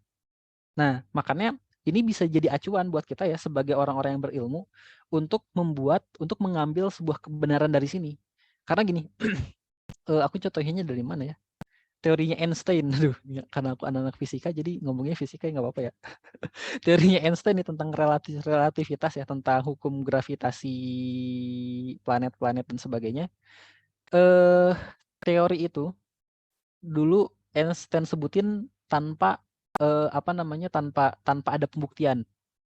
Einstein itu nyebutin tuh by inspiration gitu. Dia kayak dapat ilham gitu, kayak dapat hidayah gitu nih. Dia berimajinasi kayaknya hukum dunia tuh kayak gini nih gitu. Terus akhirnya dia cetuskan nih teori itu. Cuma menariknya kan teori itu tuh susah banget ya buat dibuktiin ya. Intinya susah banget dibuktiin lah. Aku nggak akan ngejelasin di sini kenapa susahnya karena kalau ngejelasin itu nanti kelamaan. Intinya teori itu susah buat dibuktiin. Tapi uniknya ketika meskipun teori itu susah dibuktiin, tapi ketika rumus fisikanya itu digunakan, itu bisa menjelaskan fenomena-fenomena alam. Meskipun si rumusnya tuh sulit untuk dibuktikan. Nah, hal ini memperlihatkan bahwa ada kemungkinan yang besar ya ketika memang si teori ini benar meskipun dia belum terbukti salah. Makanya dalam konsep kita ketika kita berpikir sesuatu hal kebenaran itu kayak gimana adalah selama memang kebenaran itu tidak bisa terbukti salah, itu kita sebut sebagai sebuah kebenaran sebenarnya. Bukan cuma sebatas itu sesuatu hal yang bisa kita lihat aja gitu. Kan kalau misalnya kita ngomongin kebenaran itu apa adalah sesuatu hal yang bisa kita lihat, bisa kita rasakan ya. Kayak misalnya kita nanya nih, Menara Eiffel tuh beneran ada apa enggak? Emang kalian pernah lihat Menara Eiffel secara langsung? Dan bisa yakin itu beneran ada? Jangan-jangan itu memang cuma propaganda ini aja, komunitas internasional gitu ya, yang membuat kita mempersepsi bahwa Menara Eiffel tuh ada. Padahal sebenarnya nggak ada. Tapi kan sebenarnya kenapa kita bisa bilang ada karena banyak orang yang pernah melihat itu ya, membagikan pengalaman itu dan kita mempercayai mereka, foto-fotonya ada dan sebagainya lah, bukti-buktinya ada. Nah, meskipun kita nggak secara langsung kan, tapi nggak pernah ada orang yang membuktikan bahwa Menara Eiffel itu nggak ada kan, ya kan? Nah, makanya konsepnya kayak gitu. Ditambah lagi kayak gini, misal kita simulasiin gini ya, ada sebuah ruangannya itu terkunci, terus tapi kita bisa mendengar ada suara kucing di dalam itu. Menurut kalian ada kucingnya nggak di dalam? Tapi kita nggak bisa ngebuka kuncinya. Gimana kalau Ada. misalnya di dalam itu cuma kaset yang diputar suara kucing? Itu kucing bukan? Tapi kita cuma bisa ngedengar suaranya nih dari luar ruangannya. Kita ngedengar suara kucing dari luar ruangan itu, yang ruangan itu tertutup, terkunci ya, nggak ada kuncinya, tapi ada suara kucing dari dalam situ. Gimana kita bisa yakin bahwa itu tuh adalah di dalam itu tuh ada apa gitu? Apakah kucing? Apakah Walkman? Kalian kejabanan Walkman nggak? VCD, radio gitu, radio lagi puter ada suara kucingnya ya, atau misal orang lagi diem meong-meong di dalam ruangan itu gitu. Nah, kita tuh memahami bagaimana itu adalah sebuah kebenaran karena ada orang yang pernah masuk ke ruangan itu, melihat itu tuh apa, terus keluar nyeritain ke kita. Yang itu adalah Rasulullah SAW.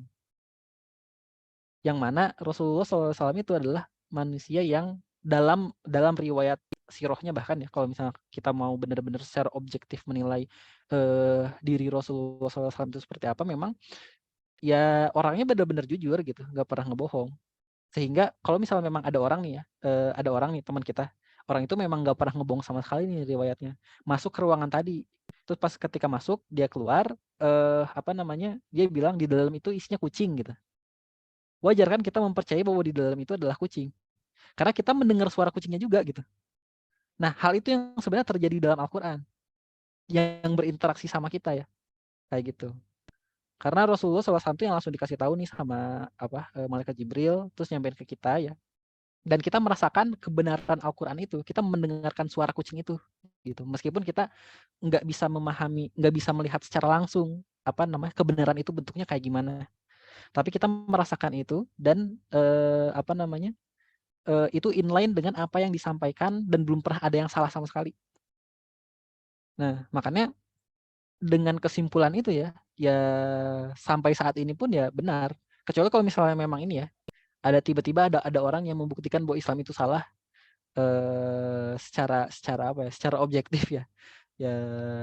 Ya boleh-boleh aja kita mungkin jadi murtad gitu ya. Tapi ya menurut aku sampai sekarang nggak pernah salah ya, mau kayak gimana ya? Tidak mempercayai kayak gimana gitu. Sampai sekarang pun nggak bisa salah. Bahkan nubuat yang di zaman dahulu kala itu nggak ada, tadi mungkin udah dibahas juga, terbukti gitu sampai sekarang. Nah kayak gitu. Makanya nanti ya ketika kalian misal ketemu sama orang-orang yang misal ateis dan sebagainya, kan biasanya mereka suka nanya kayak gini ya. Pertanyaannya unik kayak gini. Gimana kalau misalnya nanti ya setelah kamu mati itu Tuhan tuh ternyata nggak ada. Misal ya, kan kita sebenarnya saat ini tuh nggak bisa membuktikan bahwa Tuhan itu benar kan, Tuhan itu ada kan, tapi kita tuh nggak bisa ngebuktiin Tuhan itu salah, makanya kita percaya bahwa Tuhan itu ada meskipun kita nggak pernah berinteraksi dengan Tuhan secara langsung. Tapi karena tidak pernah terbukti bahwa Tuhan itu tidak ada, maka kita layak untuk mempercayai bahwa Tuhan itu ada. Maksudnya kita layak untuk mempercayai teori itu benar karena teori itu belum pernah salah gitu ya. Kalau misalnya dengan konsep yang tadi. Nah sekarang pertanyaannya gini, gimana kalau pada akhirnya ternyata Tuhan itu nggak ada ketika kita mati? Ya udah gitu aja. Nah itu kayak nggak ada ruginya juga. Saya kayak pernah dengar pertanyaan ini di film, tahu kan? Dulu pernah ada ulama yang pernah dapat pertanyaan ini dari seorang ateis. Terus dia jawabnya kayak gini ke seorang ateis itu ya. Gimana kalau misalnya pada akhirnya Tuhan itu beneran ada? Yang rugi siapa coba? Yang rugi yang nggak percaya. Apa yang si orang ateisnya? Yang ateis. Ya ateisnya kan. Maksudnya makanya gini, orang-orang ateis itu ya, atau bukan ateis sih, orang-orang yang logikanya kebablasan, mereka itu hanya ingin mempercayai sesuatu hal yang mereka lihat aja. Jadi mereka tuh melihat bahwa itu tuh benar ada kalau misalnya memang mereka bisa mengindrai itu. Padahal sebenarnya kita nggak perlu harus bisa mengindrai sesuatu hal yang ada untuk mempercayai sesuatu itu ada gitu. hanya dengan melihat bahwa sesuatu itu tidak bisa dibuktikan ketiadaannya, kita boleh mempercayai bahwa itu tuh ada gitu kan. Apalagi dengan semua hal yang teori-teorinya itu benar terjadi gitu. Nah makanya ya kayak tadi gitu, ketika memang ada seorang ateis gitu nanya ya, kalau misalnya gimana kalau misalnya di akhir nanti Tuhan ternyata nggak ada gitu. Ya terus lu mau kayak gimana kalau misalnya Tuhan ternyata beneran ada gitu. Mending aman gua gitu ya. Bertuhan saat ini gitu ya, mau nggak ada ya udah nggak apa-apa gitu, gua nggak rugi gitu, bahkan gua bisa ngasih kebaikan ke banyak orang gitu ya. Ya hidup juga tentram, damai gitu di dunia ya, mati juga ya enak juga gitu kan. Dan kalau misalnya Tuhan ada ya gue selamat juga masuk surga gitu kan. Terus kalau misalnya lu tuh misalnya lu nggak percaya sama Tuhan, tapi pas di dunia lu baik-baik aja, tapi ternyata kalau Tuhan beneran ada gimana? Probabilitasnya kan cuma 2 ya, antara Tuhan yang ternyata tiba-tiba ada ternyata ada sama nggak ada. Ya kalau misalnya kita mau aman ya ambil yang memang ambil hipotesa bahwa Tuhan itu ada, itu lebih aman buat kita. Terus secara logis kayak gitu juga gitu. Untuk menilai kita harus memilih yang mana ketika kita nggak bisa membuktikan secara langsung, karena kita nggak bisa langsung berinteraksi sama Allah kecuali mungkin nanti ketika kita udah nyampe surga ya. Nah kayak gitu. Ditambah dengan kebenaran yang itu sekian hari terus terbukti dari Al-Quran itu kayak gitu. Nah makanya Nah dengan pertanyaan nyeleneh kayak gini, mudah-mudahan hal ini justru menguatkan lagi otak kita bahwa dan keimanan kita ya, bahwa memang akal itu bisa menjadi jembatan bagi kita untuk semakin mengimani keberadaannya Tuhan, semakin mengimani Allah dengan konsepsi-konsepsi yang diajarkan kepada kita. Jadi kita nggak hanya nerima aja bahwa oh Allah tuh gini, punya sifat-sifat kayak gini ya, dan sebagainya. Yang biasanya mungkin dijelasin di materi-materi tauhid yang ya itu nggak salah ya, maksudnya kita tetap harus belajar tentang hal itu, karena ya dengan logika kayak gini juga kan ya Allah itu benar ya adanya, makanya kita perlu terus mengenali Allah itu dengan cara apa ya, dengan kita belajar dari orang yang paling mengetahui Allah itu seperti apa, yaitu nabi kita, yang mana nabi kita kan menurunkan ajarannya ke sahabat-sahabatnya, ke para ulama-ulama yang perlu kita dengar itu tuh maksudnya kayak gimana. Makanya ini aku yakin banget nih ketika kalian terus belajar dan ketika kalian menyelami ayat-ayat Allah di dunia dan menyelami ayat-ayat Al-Quran, itu semakin lama kalian semakin melihat sinkronisasi di antara keduanya. Makanya umat-umat di zaman dahulu itu banyak yang mereka mengimani dulu. Kayak babi itu kenapa sih diharamin gitu ya? Kan mungkin sekarang ini ya banyak fakta-faktanya atau apa-apanya. Tapi kan mereka dulu juga nggak bisa ngebuktiin kan itu tuh babi itu kenapa diharamin kan. Orang-orang zaman dulu ya udah percaya dulu gitu. Tapi ternyata semakin kesini ya terbukti gitu ya kebaikannya di mana. Nah kayak gitu. Jadi ya kurang lebih itu mungkin ya yang ingin ya yang bisa memperkuat memperkuat ya, keimanan kita mungkin ya dalam mempercayai ketuhanan, yang mempercayai Allah dan Al-Quran itu sendiri. Nah, untuk bahasan takdir ini tadi menarik juga, cuma kayaknya kita bahas di topik selanjutnya biar lebih agak mendalam ya di kesempatan lain ya, biar agak lebih mendalam ya. Jadi referensi juga, ya aku juga pernah memikirkan itu juga sih sebenarnya. Nanti kita coba bahas ya di diskusi berikutnya. Nah sama terakhir mungkin aku mau sedikit nyampein ini ya. Aku harus share screen dulu sih. Bentar. Nah, tapi singkat aja lah. Nah, jadi sebenarnya guys, FYI, biasanya kalau mentoring kelompok keluarga itu ada PPT yang default gitu, yang disampaikan sama mentor. Cuma aku bosan aja gitu ya kalau misalnya ngikutin PPT.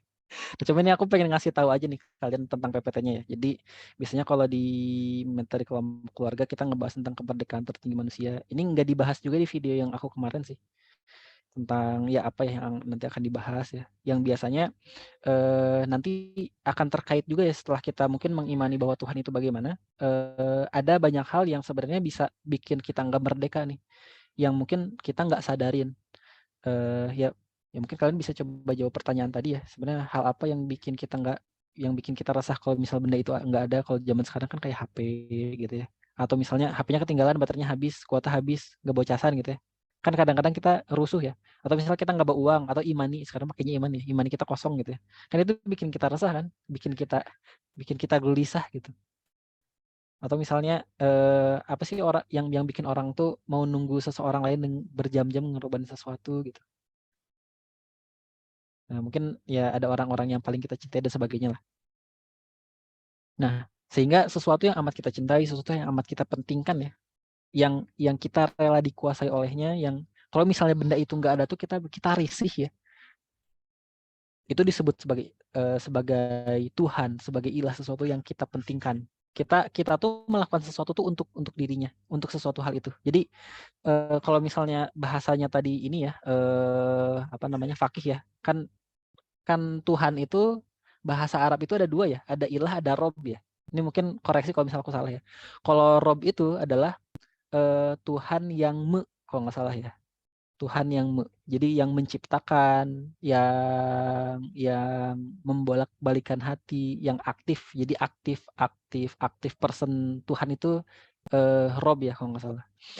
Terus kalau ilah itu adalah Tuhan yang disembah, dipentingkan gitu. Jadi Tuhannya sebagai objek yang disesuatukan oleh ciptaannya, tapi kalau rob itu adalah Tuhan yang menjadi subjek yang melakukan sesuatu sesuai dengan kehendaknya gitulah, sederhananya. Nah makanya kita nggak boleh nih mengilahkan sesuatu atau kita mementingkan sesuatu ya, itu selain Allah. Nah gitu, makanya biasanya manusia itu yang zaman dulu ya, itu bertuhan lebih dari satu tuh, entah harta, tahta, wanita, atau mungkin sekarang pria, atau pria menuhankan pria yang lainnya.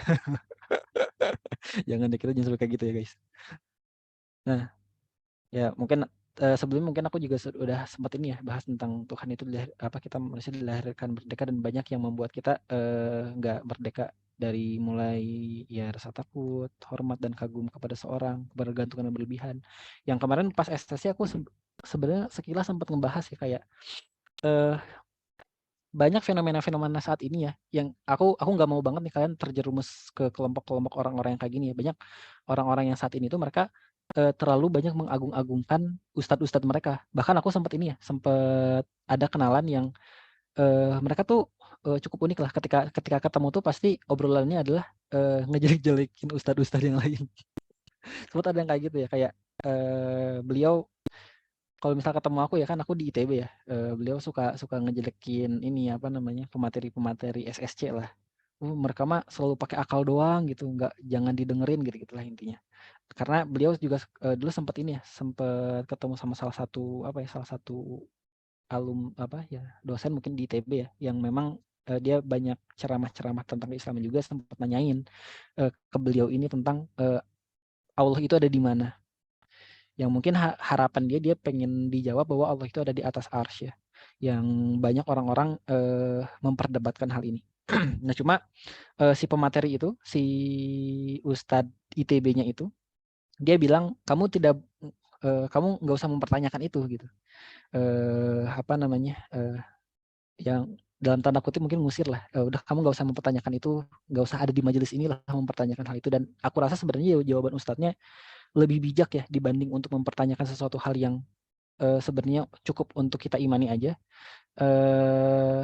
daripada kita mendapatkan sesuatu hal yang gak jelas gitu ya mending kita imani aja gitu, mungkin maksudnya itu. Cuma beliau merasa sakit hati kayaknya sama hal itu, jadi ke bawah-bawah. Dan banyak apa namanya, orang-orang yang saat ini kan terjebak di membenarkan ustadz kan, kayak ustadz A ini pasti benar, pokoknya kita harus ngereferensinya ke ustadz ini, khawatirnya gini teman-teman, ustadz itu adalah manusia yang bisa jadi salah ya. Ketika kita percaya 100% kepada ustadz itu, tanpa melihat bahwa ustadz itu tuh ada sebuah kesalahan, kita secara nggak sadar adalah sedang menyempurnakan ustadz itu sebagai makhluk gitu. Makhluk itu sedang kita sempurnakan gitu, karena kita merasa bahwa dia itu nggak pernah salah. Kebayang ya maksud aku? Dan aku nggak sering sih, ya adalah ketemu sama beberapa orang yang tipikalnya kayak gitu, yang dia menuhankan ustadz itu justru, dan ngelihat ustadz lain itu salah. Nah aku nggak mau kita jadi termasuk ke golongan orang-orang yang kayak gini gitu, yang apa namanya, justru secara nggak sadar kita sedang mengilahkan yang lain karena kita menganggap bahwa setiap yang omongan yang keluar dari ustadz itu tuh pasti benar. Padahal si ustadz itu sendiri ya ketika ngomong sesuatu tuh dia pasti mengakhiri dengan wallahu alam bisawab gitu.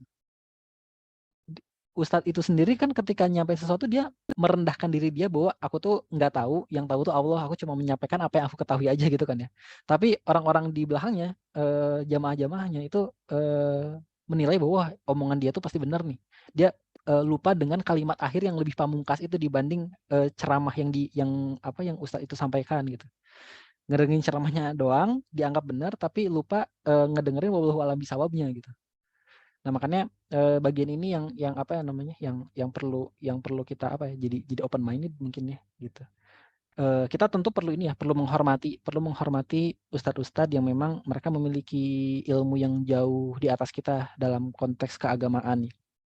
Tapi kita jangan sampai 100% membenarkan semua ucapannya gitu tanpa kita berpikir secara kritis sebenarnya masih ada yang mengganjal atau enggak. Justru kalau misalnya kita mengimaninya aja tanpa bertanya lebih jauh ya, ketika akal kita itu tergelitik, jangan-jangan kita sedang menuhankan dia, bukan sedang menuhankan Allah. Kita sedang memperjuangkan apa yang dia omongin aja gitu. Nah, makanya kita jangan sampai ke arah sana ya.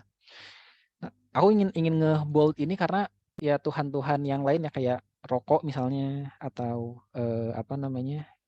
uang dan sebagainya itu wajar lah ya, kita juga sering menemui itu. Tapi ya ini sedikit keresahan aku aja, jangan sampai kita terbawa juga nih ke jadi orang-orang yang punya mindset kayak gitu yang kita ya bilangnya kita sedang memperjuangkan tauhid, tapi kita mengingkari tauhid kita sendiri dengan hanya mempercayai bahwa omongan ustadz itu selalu benar gitu kan, padahal yang selalu benar itu adalah Allah gitu. Nah, ini perlu hati-hati lah. Nah, itu ya. Ini kalau diceritain lama, kapan-kapan aja lah ya. Ini apa? Ya, kemerdekaan tinggi umat manusia itu la ilaha illallah ya. Udah dijelasin lah ya intinya sebelumnya di video aku juga.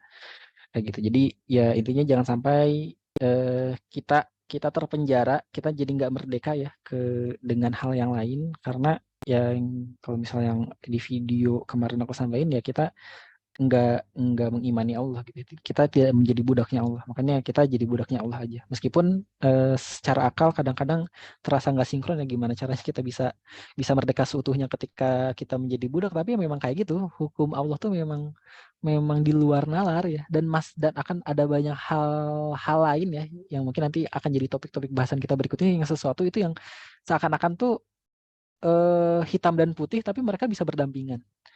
Nanti ya akan kita bahas lah di episode selanjutnya, diskusi selanjutnya yang mudah-mudahan insya Allah cukup menarik buat kita bahas. Nah, itu yang ingin aku sampaikan. Terakhir mungkin ini ya, aku mau nyampein tentang topik diskusi di pekan berikutnya, yang itu nanti akan dipantik oleh Raihan Hadi Permana. Nggak ada ya Raihan ya? Enggak sih, Raihan tidak ada ya. Halo Raihan. Baru beres ini Kak, kan dia fakultas FITB ya. Lagi ada acara gitu sekbum. Oh, oke. Gak apa-apa, aku nyampein dulu nih ke kalian aja. Nanti ke Raihan via ini aja, via chat aja di grup. Nah, nanti diskusi kita selanjutnya kita akan ngebahas tentang dosa apa ya. Dosa apa sih yang sering banget nggak kita sadarin tapi fatal kalau kita lakuin.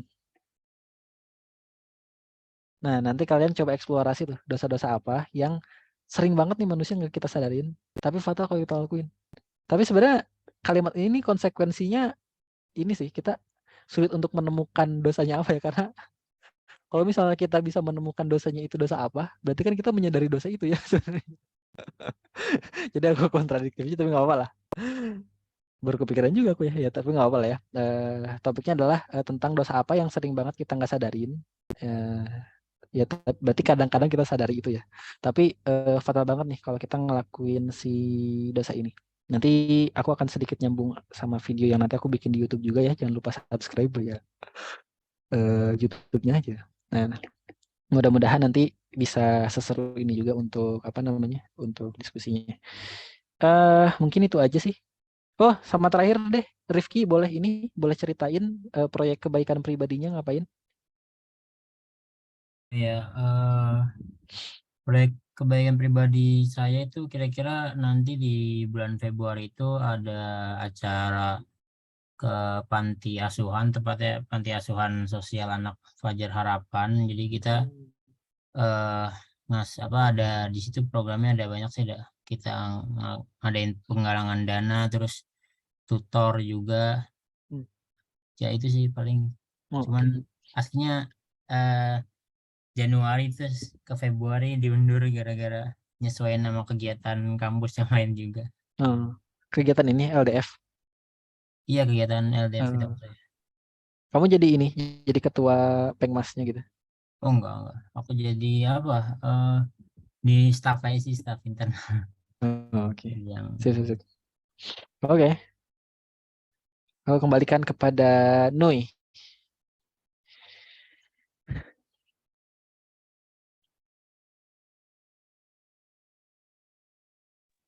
Nah, alhamdulillah prodi semua sudah ada di waktu akhir di mentoring kali ini, mentoring kedua ya Kang. Berarti mentoring selanjutnya berarti mentoring ketiga nih. Betul. Tadi sudah disebutin juga tema untuk pertemuan selanjutnya mengenai dosa apa yang biasa kita sadari tapi ternyata dosa itu fatal sekali ya. Nah, ini menarik juga. Jangan lupa dan hadir juga di mentoring selanjutnya. Tapi sebelumnya, sebelum kita menutup pertemuan kali ini, aku pengen screen dulu bagi prodi semua. Benar guys. Open cam lupa harusnya pada Ya, foto pertemuan pertama tidak ada screenshot ya. Benar, lupa juga.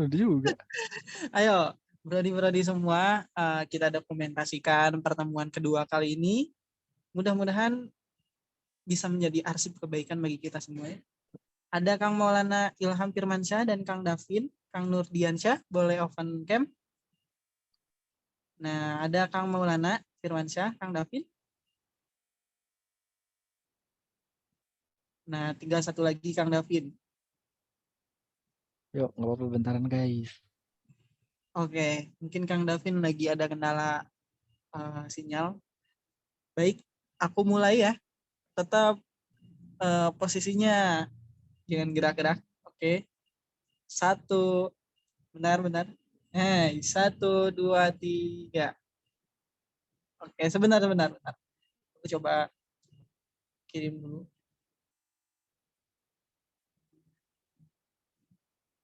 Davin udah on. Oke, ada alhamdulillah satu kali lagi lah. 2. 1, 2, 3. Oke, alhamdulillah.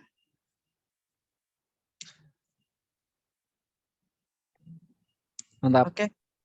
Mantap, alhamdulillah teman-teman semua. Sekarang sudah ada di penghujung akhir diskusi mentoring kedua mengenai dengan tema yang tadi diusung ya. Apakah manusia dapat membuktikan keberadaan Tuhan? Wah, Masya Allah sekali tadi, lumayan seru juga. Mudah-mudahan semangat serta keseruan dan keaktifan diskusi dapat kita jaga sampai di akhir lah. Mudah-mudahan juga dari hasil diskusi kali ini kita mendapat kebaikan, bukan hanya kebaikan jasmani juga, tapi kebaikan rohani juga, penguatan iman kita juga terhadap keberadaan Allah Subhanahu wa Ta'ala. Ya, mungkin aku gak bakalan nyebutin kesimpulan dari pertemuan kali ini karena tiap orang mempunyai kesimpulan tersendiri. Silahkan kalian simpulkan sendiri ya. Pastinya mantap. Oke. Sebagai penutupan, mari kita tutup mentoring kali ini dengan bacaan hamdalah bersama-sama dan doa kifaratul majlis. Alhamdulillahirabbil alamin. Subhanakallahumma wa bihamdika alla ilaha illa anta. Alhamdulillahirabbil alamin. Assalamualaikum warahmatullahi wabarakatuh. Thank you guys semua. Selamat istirahat. Kang Romi, ya petugasnya, pemantiknya sama ini sama MC-nya pertemuan besok teh siapa? Oh iya, aku ini deh, aku chat di grup aja ya. Iya, mungkin soalnya tadi Biar biar ingat. nanti lancar. Mm. Siap. Mangga Kang Romi atuh. Assalamualaikum. Oh iya Waalaikumsalam. benar. Waalaikumsalam warahmatullahi wabarakatuh. Hatur Sip, nuhun. hatur nuhun juga Nuy. Mangga sami-sami. Assalamualaikum.